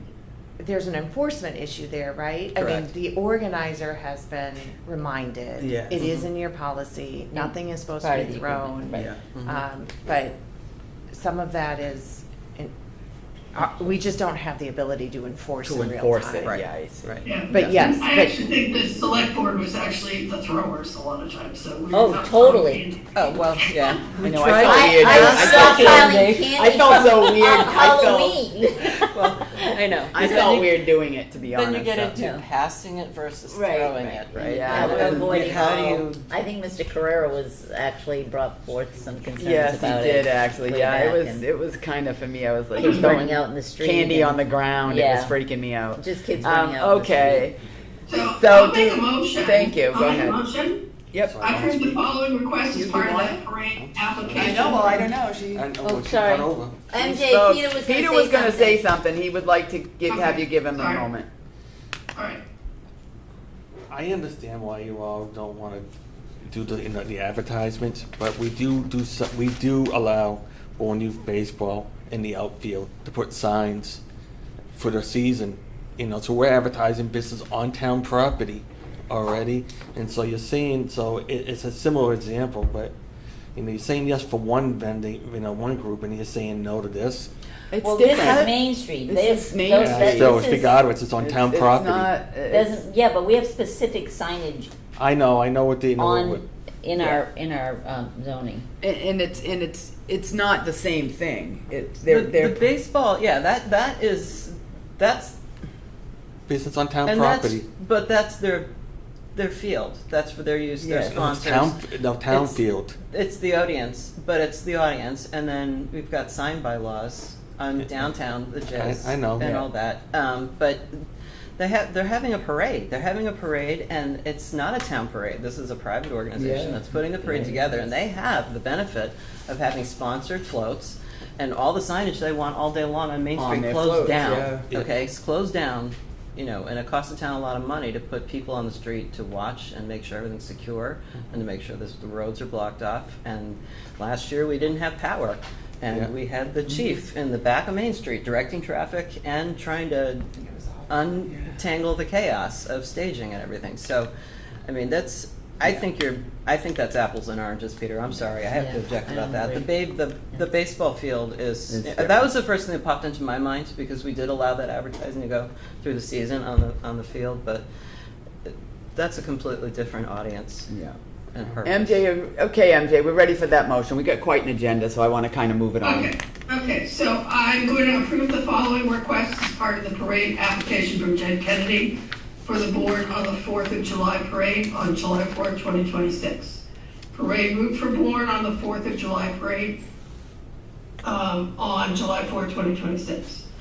Placement of banner across Main Street and signage at various locations prior to event date. C, Jen Kennedy and related volunteers to sell t-shirts and merchandise along the parade route and to be the sole vendors allowed. D, parking bans restrictions for town-owned property as outlined in request above. E, road closures, travel restrictions as outlined in a request above. Provide insurance coverage for the parade. F, provide insurance coverage for the parade. 2, deny enforcement of parking ban in the lot behind Main Street that is privately owned, as the town cannot enforce parking on private property. 3, deny placement of American flags along Main Street with sponsor names and logos. Second. All right, we have a motion and a second. Any further discussion? Hearing none, I'll do roll call vote. Jean? Yes. Anne Marie? Yes. Peter, Yes. MJ. Yes. Chair votes yes. 500. All right, thank you for that. Okay, moving on. We're getting there. Appointment interviews. 2 vacant seats on Shore and Harbor Committee for terms ending June 30th, 2029. We have 3 people who are interested in 2 seats on the Shore and Harbor Committee. We have Mr. Paul Forsborg is not able to attend tonight, but he has submitted a talent bank form, which is in the packet. He's online. Which, He's oh, he is actually on online Zoom, as yeah. well. Okay, that's great. We didn't think he was able to attend in person. I will invite the 2 remaining candidates, but you're all 3 here, to make, short statements to the select board. We do have your talent bank forms, but if you're willing and you want to, come on up to the mic. I will begin with Mr. David Crane, if he is present, and conclude with Mr. Ben Spalding, and then I will give Mr. Forsberg a chance to speak as well if he's here. After the interview portions, I'll entertain a motion to nominate candidates. Once nominations are made, each select board member will vote for as many candidates as there are open seats. Thank you, Mr. David Crane. I live in Gray Gables, and I have been on the Shore and Harbor Committee for over 25 years. I have a great interest in waterfront activities and maintaining access for all sorts of groups, for our marinas, ramps, access points along the canal. And also, we have lately been charged with shellfishing issues, all sorts of things where there are no longer any committees that specifically deal with those items. So our agenda list gets pretty long, and we have to provide public comment for issues that may come in front of you that are related to waterfront activities. Any questions? I don't know if any of the select board, does anyone have any questions? I know we got your talent bank form, so, and some of us, I'm sure some of us here know you or familiar with you if you've been on the Shore and Harbor that long. So I don't know, if there's no questions, then we can entertain Mr. Spalding to come up. Thank you. Thank you so much.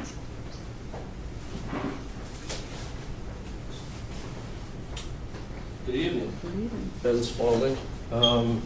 I'm relatively new to Bourne. I moved in 2018, and I have 2 boats at Taylor Point Marina.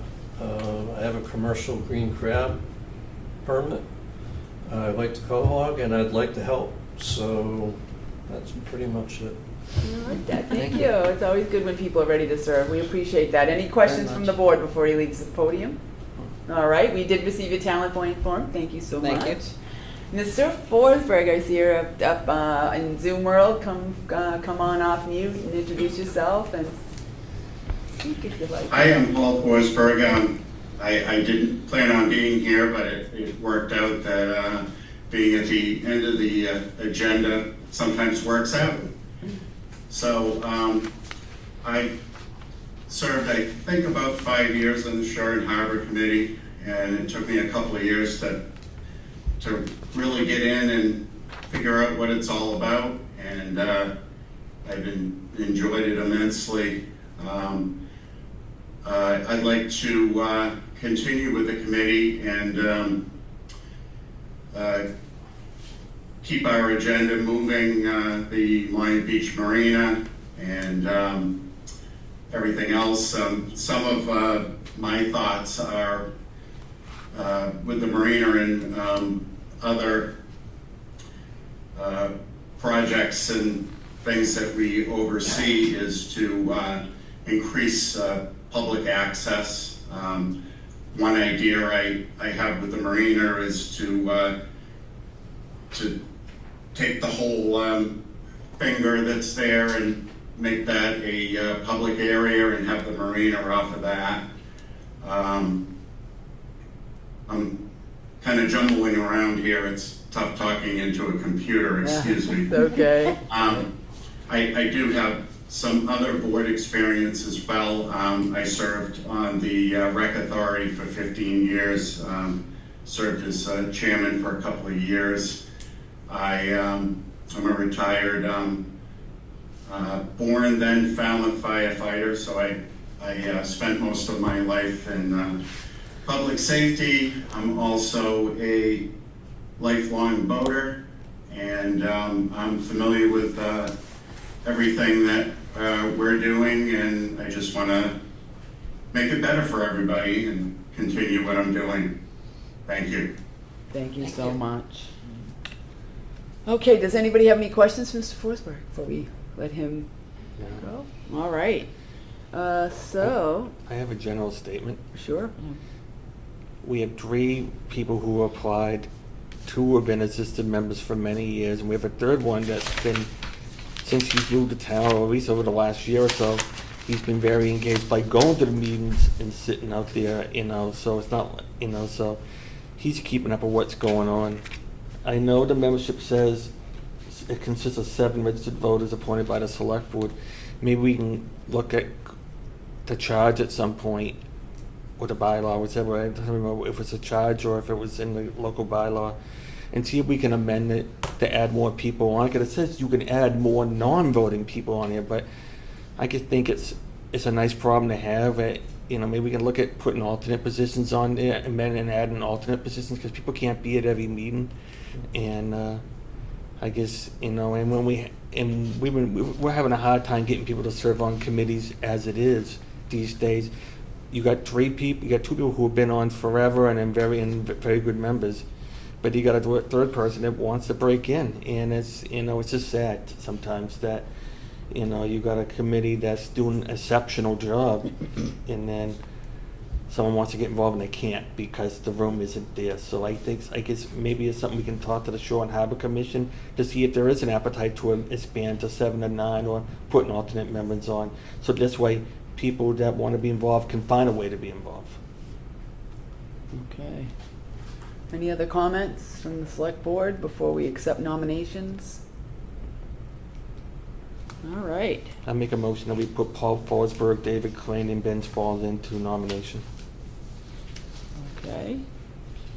So we have nominations for all 3 candidates. Okay. Second. Second from Jean.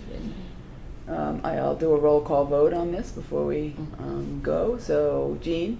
Yes. Anne Marie? Yes. Peter? Yes. MJ? Yes. Melissa, chair votes yes to the nominations. Okay. Now we must vote. I guess I will start with Peter. David and Paul.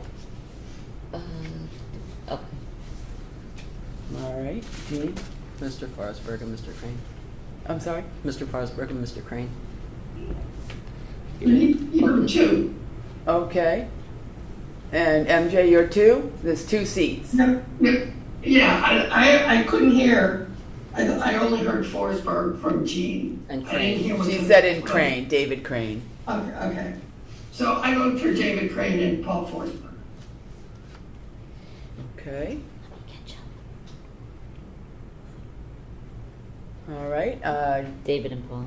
All right. And Melissa, I will vote for David and Paul as well. They're the seniors on the board, but maybe we can bring something out later, and hopefully maybe the Shore and Harbor will see fit to add a seat or an alternate. All right, so that is unanimous on the appointment of Mr. Paul David Forsberg Crane. and David Crane. On the reappointment, should I say. All right. For terms to expire June 30th, Terms to 2029. expire June 30th, 2029. I did say that in the beginning. Okay, perfect. Excellent.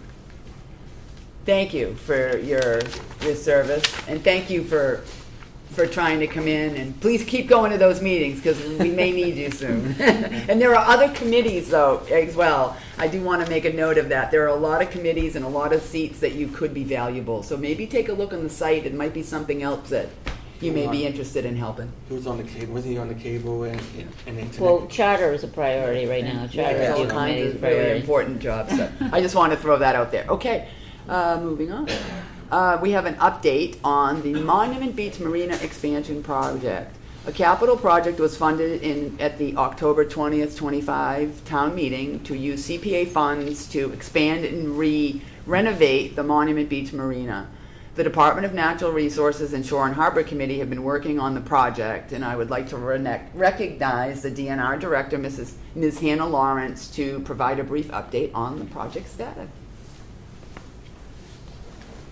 Good evening, Madam Chair and Select Board members.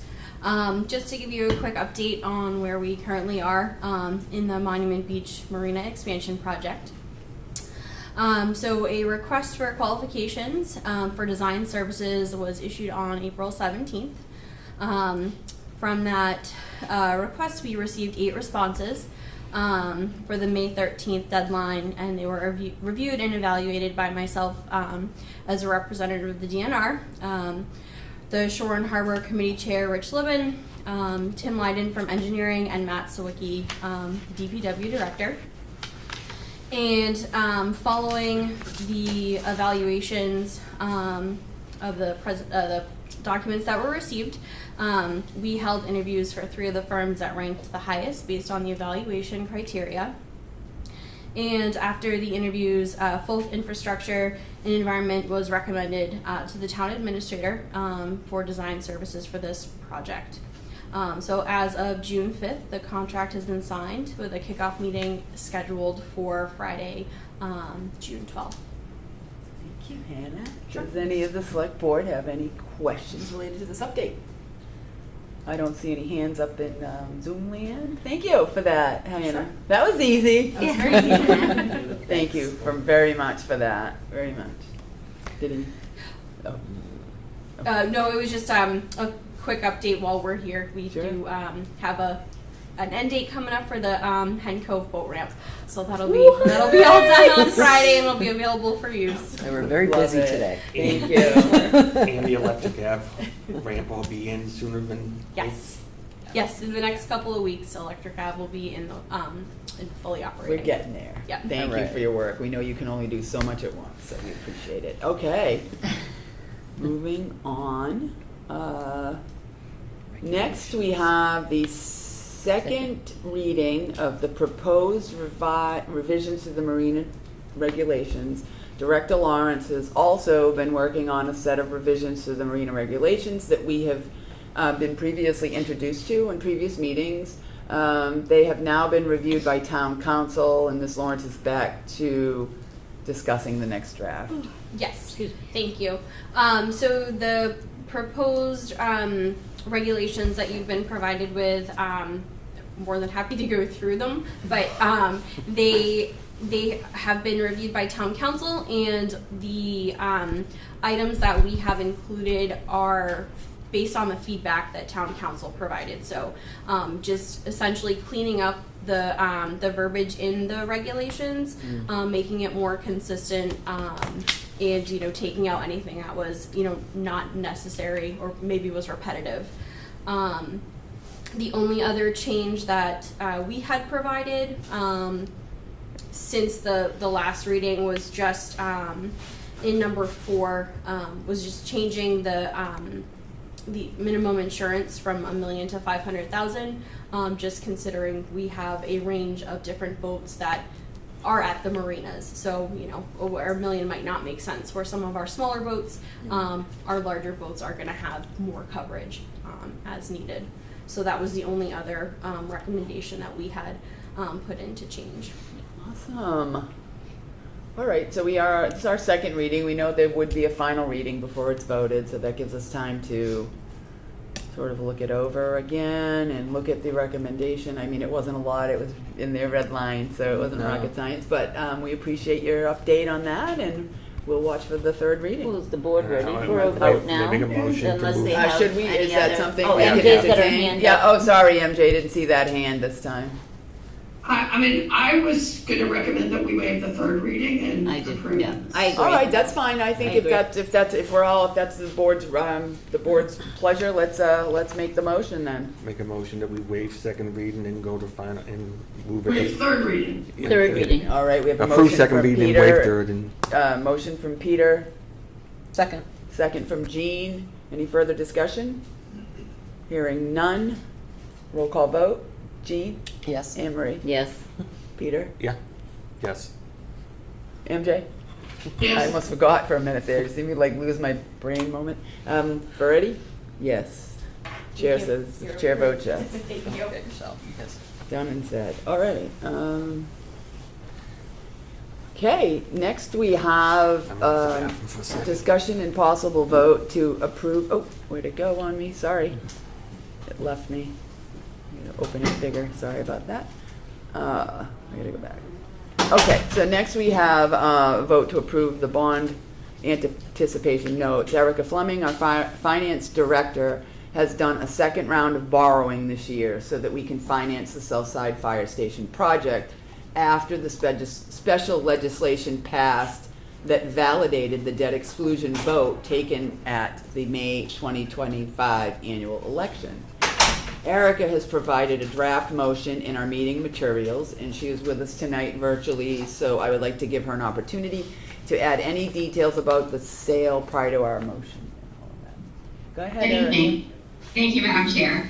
I would like to provide the board with an update regarding the town's municipal note sale that was conducted on Wednesday, June 3rd, last week. We went out to market in the amount of $4,553,000, and that is to cover the cash flow needed for, as you noted, the Southside Fire Station construction through January, which will then fall in line with our regular financing schedule. The town successfully completed the sale. We received 3 bids and are awarding to the lowest bidder with the net interest cost of 2.784, which is going to be awarded to Truist Securities. The coupon rate is 3.75% and includes a premium in the amount of $27,000. As you noted, you have the vote in front of you for approval. And as long as you have it in front of you, you just need to, there's no need to read the entire document. It can be voted as presented. Marlene does have a set of foreign documents for you for your signature. And MJ, just a friendly reminder, when you return, we'll need you to sign as clerk of the select board for the vote. And I'm happy to take any questions if needed. Okay, do we have any questions from the select board, or does anybody want to entertain the motion that's in our packet?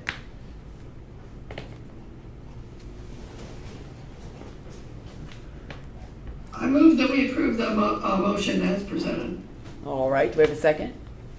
Second. All right, we have a motion from MJ, a second from Anne Marie. Any further discussion? Hearing none, roll call vote. Jean? Yes.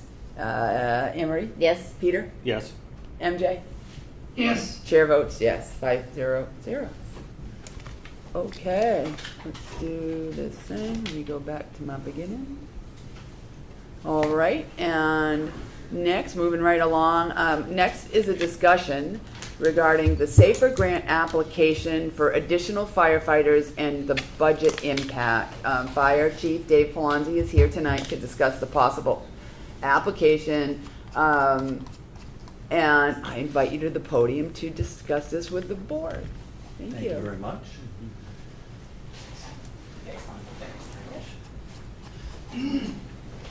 Good evening. Thank you for your time and consideration. For the record, as you mentioned, I'm Dave Palonzi, Chief of Department for Bourne Fire Rescue. Tonight, I'm requesting your support to pursue a FEMA SAFER grant to address continued increases in emergency demand and ongoing staffing within our department. This request includes funding for 4 firefighter, EMT, or paramedic positions, 1 per shift. If awarded, this would allow us to maintain a dedicated fire engine staffing 24 hours a day, 365 days a year, restoring staffing to previously maintained operational levels through a 3-year SAFER grant as a staffing bridge, with a required local match of approximately $728,000. The long-term objective is not expansion, it's stabilization. It's to transition these positions into a sustained baseline staffing model that aligns with current and projected emergency demand. This request is driven by operational conditions that have developed over time. Call volume has increased significantly, EMS demand continues to rise, and staffing levels have not kept pace. Because our apparatus are cross-staffed, the same personnel are responsible for both fire and EMS response. When multiple incidents occur at the same time, staffing is redistributed across those calls, which directly impacts fire ground coverage and response reliability. EMS incidents also routinely remove crews for service for extended periods, often over an hour for local transports and even longer when we go to trauma centers. This limits the available staffing and increases the system strain. This is also occurring alongside continued residential growth. According to the town planner, approximately 893 new housing units are expected starting last year through 2030. And a lot of this is multi-unit housing, which is strongly correlated with increased EMS and fire demand. As you can see, this trend is clearly reflected in our long-term data. Over the past 20 years, emergency call volume has increased by approximately 54%. In 2023, we first exceeded 5,000 incidents in a single year, and that has now become the baseline level of demand. In fact, each year when I report our statistics, I begin with the same statement. Once again, this year has been the busiest year in the history of Bourne Fire. To put it all in perspective, we now respond to more EMS calls in a year than total number of emergency responses when I joined the department in 1999. We're currently running approximately 8% ahead of last year's pace already. As you can see, our staffing is not kept up. The volumes increased significantly, staffing remained relatively flat. Since 2006, staffing has increased only about 11% compared to the 54% in call volume. In 2013, we received the SAFER grant that temporarily increased us to 44, and at the expiration of that, we dropped back down to the 40 we're at now. Even at that level, we're significantly busier today than during the SAFER grant period. This imbalance is most clearly seen in the workload per employee. Calls per member has increased from approximately 96.9 to 134.1 calls per member over the past 20 years. During the SAFER grant staffing increase, we see a temporary dip in the workload per employee. That demonstrates a clear operational principle. When staffing increases, the workload is distributed more effectively and system strain is reduced. When staffing returns to baseline, the burden increases again. Today, every firefighter is carrying a greater share of the workload than at any point in the past 2 decades. All of this is further complicated by simultaneous and overlapping incidents. Between July 2025 and June of 26, we experienced 1,575 incidences of overlapping calls. From 932 instances of 2 simultaneous calls, 643 instances of 3, 156 incidents of 4, and 100 incidents of 5+ simultaneous calls going on at once. The peak of that was 12 calls at one time. Because of our cross-staffing model, these incidents directly reduce the available personnel for the next emergency. At 3 or more simultaneous calls, we begin to exhaust the on-duty crew and require mutual aid and callback of off-duty personnel to supplement. These aren't rare events, they're routinely operational conditions. Based on these conditions, we are requesting the SAFER grant for 4 firefighter EMTs, as I said, or paramedics, 1 per shift, which again would provide a dedicated staffed engine 24/7, improving fire suppression capability and response reliability. The total project cost is approximately $1.9 million, with FEMA contributing approximately $1.1 million and the town share at approximately $728,000 over the 3 years. This represents a strong federal partnership with roughly $150 in federal support for every local dollar invested. Thank you for your time and consideration this evening. I respectfully request your support in this application. The proposal is based on documented increases in emergency call volume, staffing constraints, and the ongoing operational demands our members face every day. It's a timely opportunity to stabilize staffing and strengthen our emergency response capabilities, and I'm happy to answer any questions you have. Thank you, Chief Don. Okay. Have you heard for the chair? Yeah, go ahead.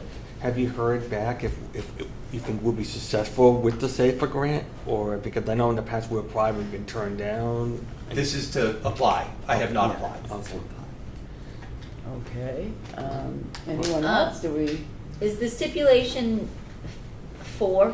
It has to be 4, otherwise, I mean, is there, so, 700, almost 800,000 over the course of 3 years, and then the concern is we take on 100% of those, right?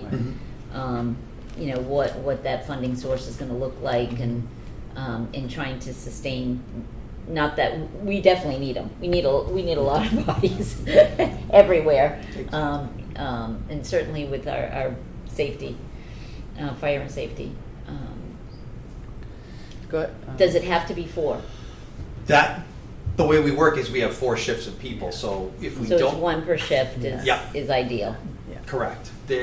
We could look at other staffing models, we just wouldn't have the 24/7 coverage. Okay. I think that's good. I see MJ, your hand is up. Yes, I strongly support this application. We had 8 firefighters under a SAFER grant, and it was very beneficial for the department. Under the old SAFER program, there was no gradual increase in the budget. So at the end of the grant, we were able to keep 4 firefighters, but we had to let 4 firefighters go. And I looked at the numbers that Erica provided, which were very helpful. I do not see that we are going to be able to support this program totally through the ambulance fund. But I think we should go for the SAFER grant, and if we get it, I think we can comfortably look at the first 2 years under the ambulance fund, and then have a discussion about how we're going to fund the rest. And I want to remind everyone that we had our override for the police department a number of years ago to go to the 4 cruiser plan that was supported by the voters. And I think this program gives us an opportunity to get a lot of help from FEMA, and then to go to the taxpayers and ask if they find it beneficial, which I believe they will. So I'm strongly in support of this application. Thank you. Thank you. Peter, you have anything to add? Yes, MJ said it best, and I agree with what she says.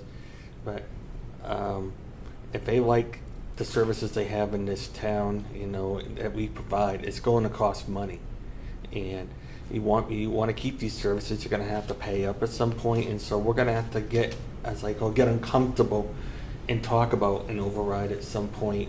And I know people were hurting, taxes are going up, the whole 90 gas. I know it's bad, but at the same time, we're going to have to somehow figure this out moving forward. So are you making a motion that we go for an override? No. I'm just saying up the road, when we go to year 3 and we got to figure out how we're going to pay for it and keep these people after that. Yeah, conversations about overrides are pretty serious Thank you. conversation. You Right. can't just throw it out there Right. solve a problem we don't even know exists or not. Exactly. Yeah, Go ahead, Peter wants to finish. Sorry, Peter. I thought you were done. No, I wasn't, and everybody started jumping on my throat, and it was just fine, but... All I asked is if you were making a motion. Yeah, well, the motion's gonna be to support the fire department by allowing them to apply for the FEMA grant, the SAFER grant. That's my motion, but I'm just saying, as part of that is, we're gonna have to have long-term conversations afterwards, because we're gonna have to figure out a way to pay for the other 4 up the road. If we don't have the revenue coming in from the new developments that's going on with all these apartments and everything else, and new growth, then we're gonna have to figure out where the money's gonna come from. But as of now, I do support the grant. That's why I made the motion to file the grant. Jean, or I'll second the motion. Okay, so we have a motion from Peter, a second from Jean. There is opportunity here. You can't help but be concerned about the long term and sustaining it, and last go around, you could see the dip, right? When you lost the 4 because we just couldn't, and we had to get rid of 4 to sustain the 4, but yet, so that is concerning, but I think the application is to apply and see where it goes. And if we do get it, then down the road at the appropriate time, looking at fiscal year budgets, finding the source and how to navigate that.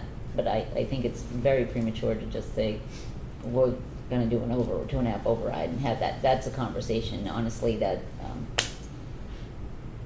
to throw that out haphazardly just sends a lot of fear into people. It just sets this anxiety for people just hearing that. So that's why I kind of jumped on you, Peter, and I'm sorry for jumping that fast, but it does set off some anxiety.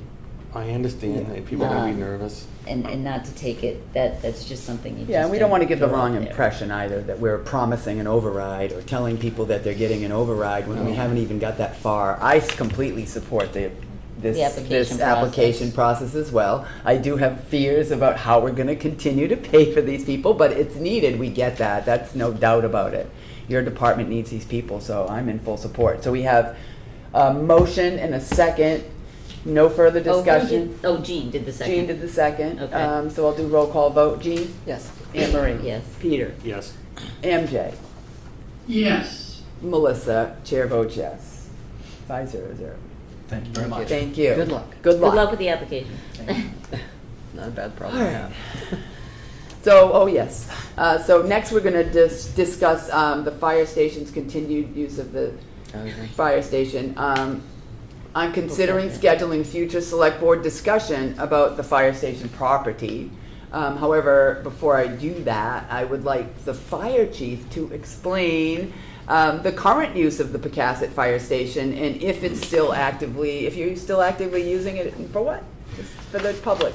Yes, so it is actively used. I know it doesn't look like it. We keep a fire engine in that station because I have nowhere else to put it. And we need to keep at least 2 engines and 2 ambulances on that side of the bridge.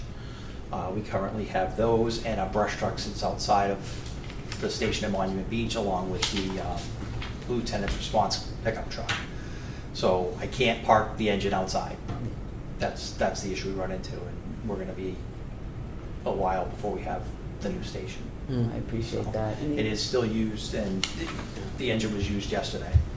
So, Perfect. Yeah, we just some clarity is great with some conversations. Okay. Any MJ, your hand is up. Go ahead, MJ.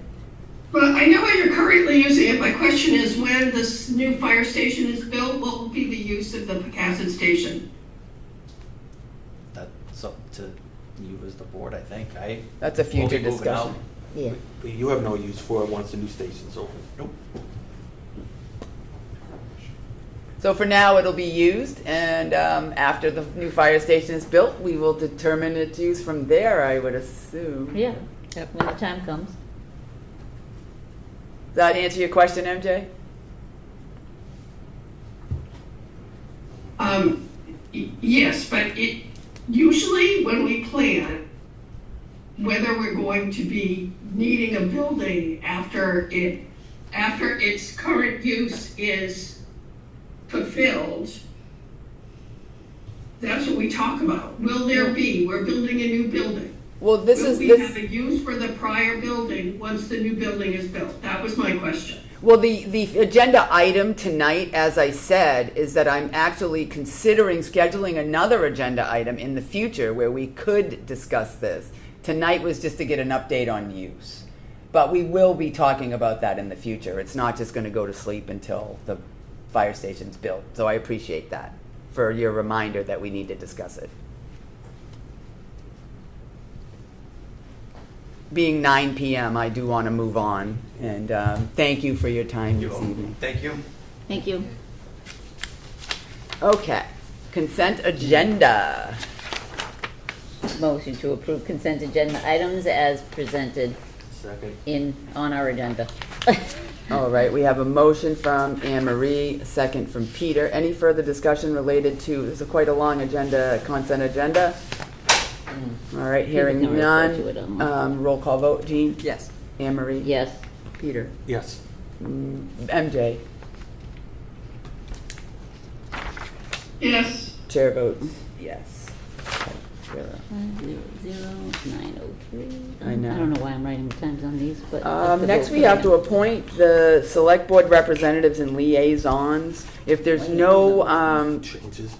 if there's no changes, I think we can just vote on this. Does anybody wish to change their appointments, or do we want to keep them as is? Is everybody happy with them? I'm happy with mine. I'm happy. There was a blank. I could put my name down on the Okay. committee that I had no. Was it the emergency management? I think There I was one on that before, but I don't know why. I think I used to be on that. I think I'm still on it, as far as I knew. EMC community. what? Yeah, it's emergency. But if you'd like to join, that'd be fine by me. Well, I'm just my loader's lighter than the rest, Okay. so I just So, didn't know if somebody needed to be I'll in do that. this. I'll position make or a- not. community. Hang on. Go ahead, Peter. I'll make a motion The- that we appoint everyone to their Local respective Yeah. committees and add Jean as the LPC Second. candidate. Okay. All right, so we have a motion from Peter, thank you, a second from Anne Marie. Any further discussion? Hearing none, roll call vote, Jean? Yes. Anne Marie? Yes. Peter? Yes. MJ? Yes. Chair votes yes. 5-0. They're all, we're getting The there. local emergency planning committee. Yes. Yeah. Yes. Thanks. I'm just writing it down. This is a discussion, but I almost feel like we should Table. table it because it's gonna take a lot longer than I think this is gonna be a discussion that's gonna need a little time. Is it okay with the board if we table this until the next agenda? Sure. All right. So I'm gonna table, number 20. Is anybody else? I mean, I spoke for myself. It's tentative for I don't July worry, 10th, but so that leaves anybody us a else? little time to kinda just, I mean, Can we, can we talk about the date? Yes. Just- Okay, why don't we Can do we that? confirm if that works or not? yeah, that's a great idea. We Because I could do do need that. to- Does everybody entertain July 10th? That works for me. I'm looking at calendar here. 10th. Yeah. That's a Friday. Yep. Yep. We always do it on a Friday, I feel like, don't we? No, we No. won't do it on a Friday because the traffic on Friday at the end. Oh, is remember like- last year? I mean, I don't mind a Friday, but it takes, even with traffic, it takes like a total of stuck on the ramp.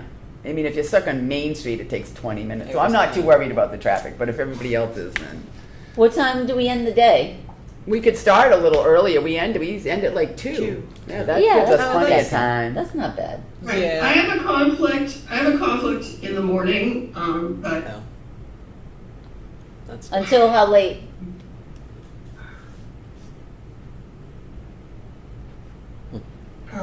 probably 10:30.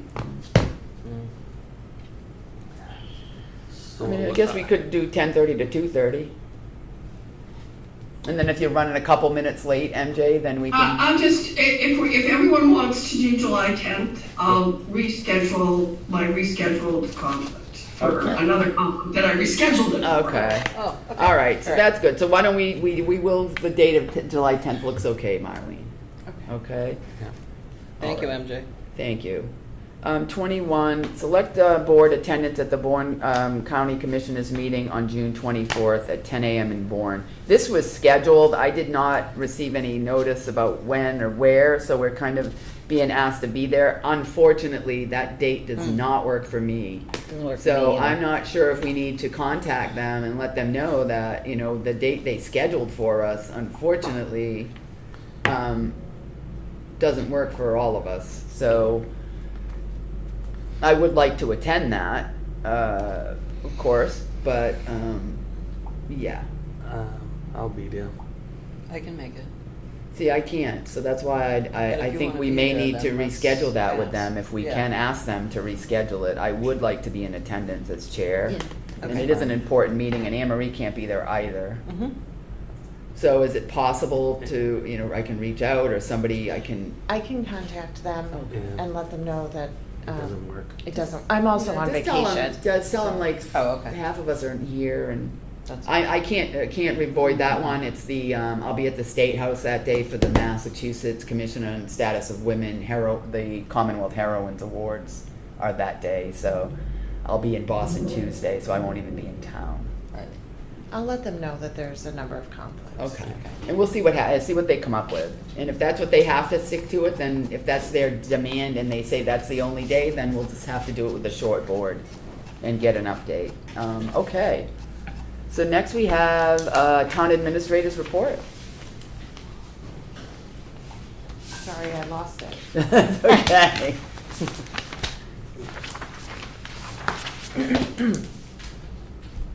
The town has begun work to improve the stormwater infrastructure at Hen Cove, and the project is anticipated to be substantially complete by June 30th.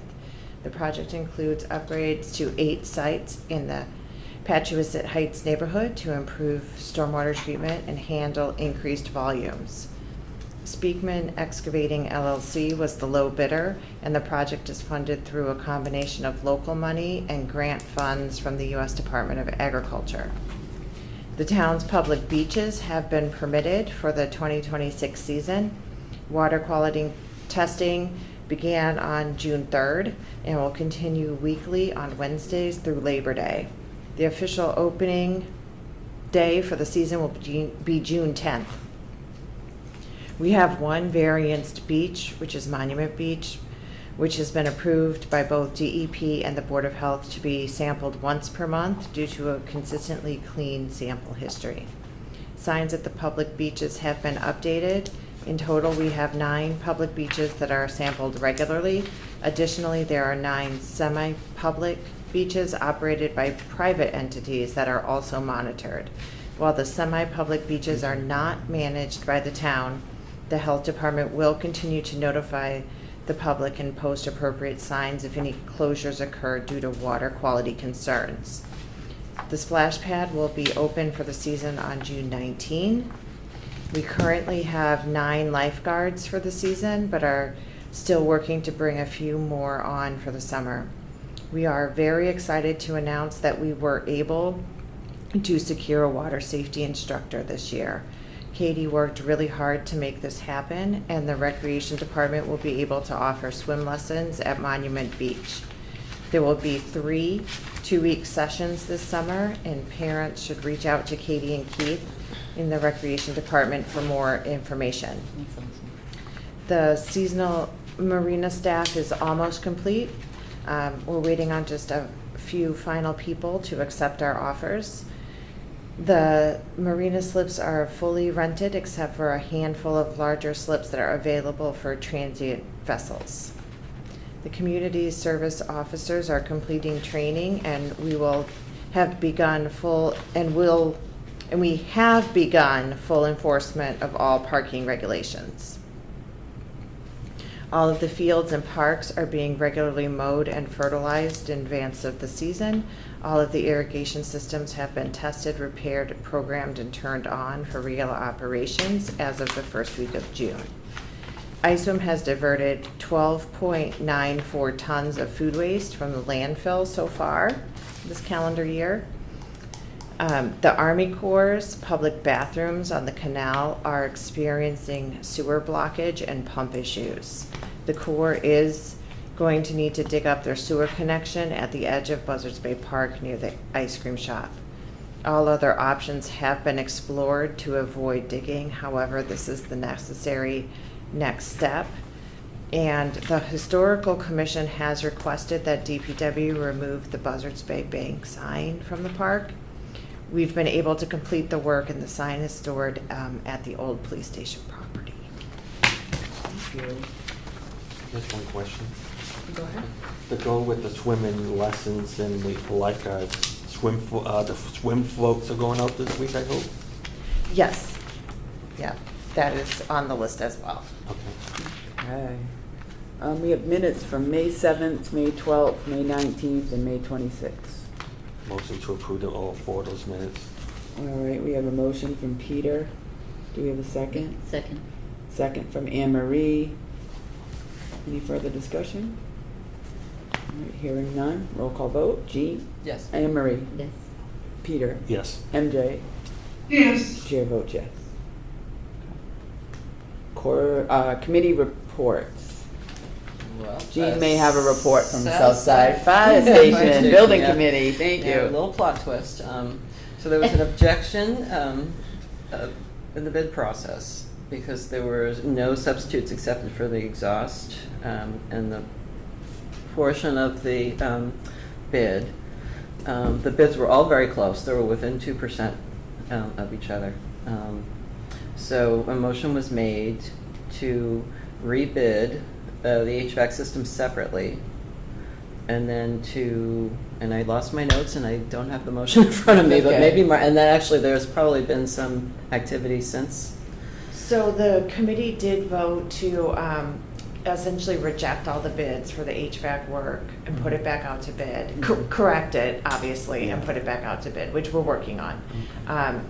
In the meantime, go ahead and accept the low general bid, which was JJ Cardosi, and just have him hold an allowance for the HVAC work, which will be adjusted in his contract once the filed sub-bids are rebid and reopened.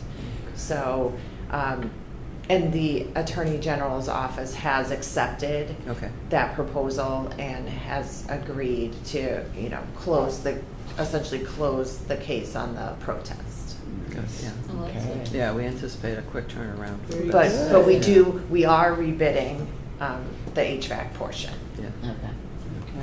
Okay. Peter and I attended is that it? Sorry. Yes, I was just looking Peter at and I words, yeah. attended the Bridge Advisory Committee meeting today, and they gave us an update on pretty much scheduling and where they're at with their form filing, NEPA. Yeah. All those things are coming to fruition in place. They're at phase 2 of the procurement process. And then we also, I commented about the citizen who had brought forth the idea of a MOU in our public meetings and sent us an email, and given, I thanked them for the conversation that we had relating to Keith Field and coming to the table for that. Also, what's the ongoing issue on the north side of the canal, and that perhaps it might be a good time for us as a board to engage, asking them to engage in a more formal process at the local level, and really thinking about building an MOU and what that would look like, so we kind of have an understanding of what our shared responsibilities are or expectations, getting things in alignment. So I just put that out there. We had talked about it. We had mentioned it to them when we had talked about Keith Field before, so I just wanted to keep it fresh in their minds. And then that was pretty much, John York also spoke, but it was pretty much just an update on the schedule and how we're on track and the procurement process. And, so that was that. And then what else do I have? Oh, Library Building Committee, Pomeroy has signed the contract, so we're hoping to have our first meeting with them on June 24th. And then the only other thing I had was about Joint Base Cape Cod, the cleanup happening out there. The cleanup that's been ongoing for the last 30 years or so is actually making some good progress. The PFAS situation is a little scarier. The reality, about the difficulty in cleaning that up was explained. And they are planning on having a meeting, tentative date of August 12th. We haven't found any set date yet, but if you want to pencil it in, they're going to present some of these results and let the public come along so they can be invited and learn all about it. Yeah. But it is pretty amazing, the progress. I remember years ago when I was living in Hatchville and they were dropping off enough water at my doorstep I could have showered in it. So now we know why. Awesome. Yeah. All right, correspondence. Oh, MJ. Okay. Did you have something? yes. Oh, sorry, Peter had something too. I'm just trying, I got my granddaughters at the house. So I need to. That's all right, I'll finish pass, up. but next time ask me if I No, have no, it. go ahead, sorry, I didn't realize, go ahead, Peter, No, really. That's all right. No, finish, I didn't realize you needed something, go ahead. Tomorrow, the Affordable Housing Trust will be here. We're gonna be hearing from the architect for the first time to see what the recommendation will be for the old police station. Oh. To see if it's a viable entity or not, so we're finally getting some answers there. Oh, that's interesting. The CCRTA, I forward you all the agenda to the upcoming meeting, and so if you guys have any questions or anything, please get back to me so I can communicate those at the next meeting. Okay. And Philip Eng, MBTA Executive General Manager, may be on the Cape, so if he is, I'll find out when, so if the board wants to meet with him or not, because he's, he doesn't get down this way that often, so. That's true. So that's it You for all me. set? Okay. MJ, go ahead for your correspondence, please. Correspondence, okay.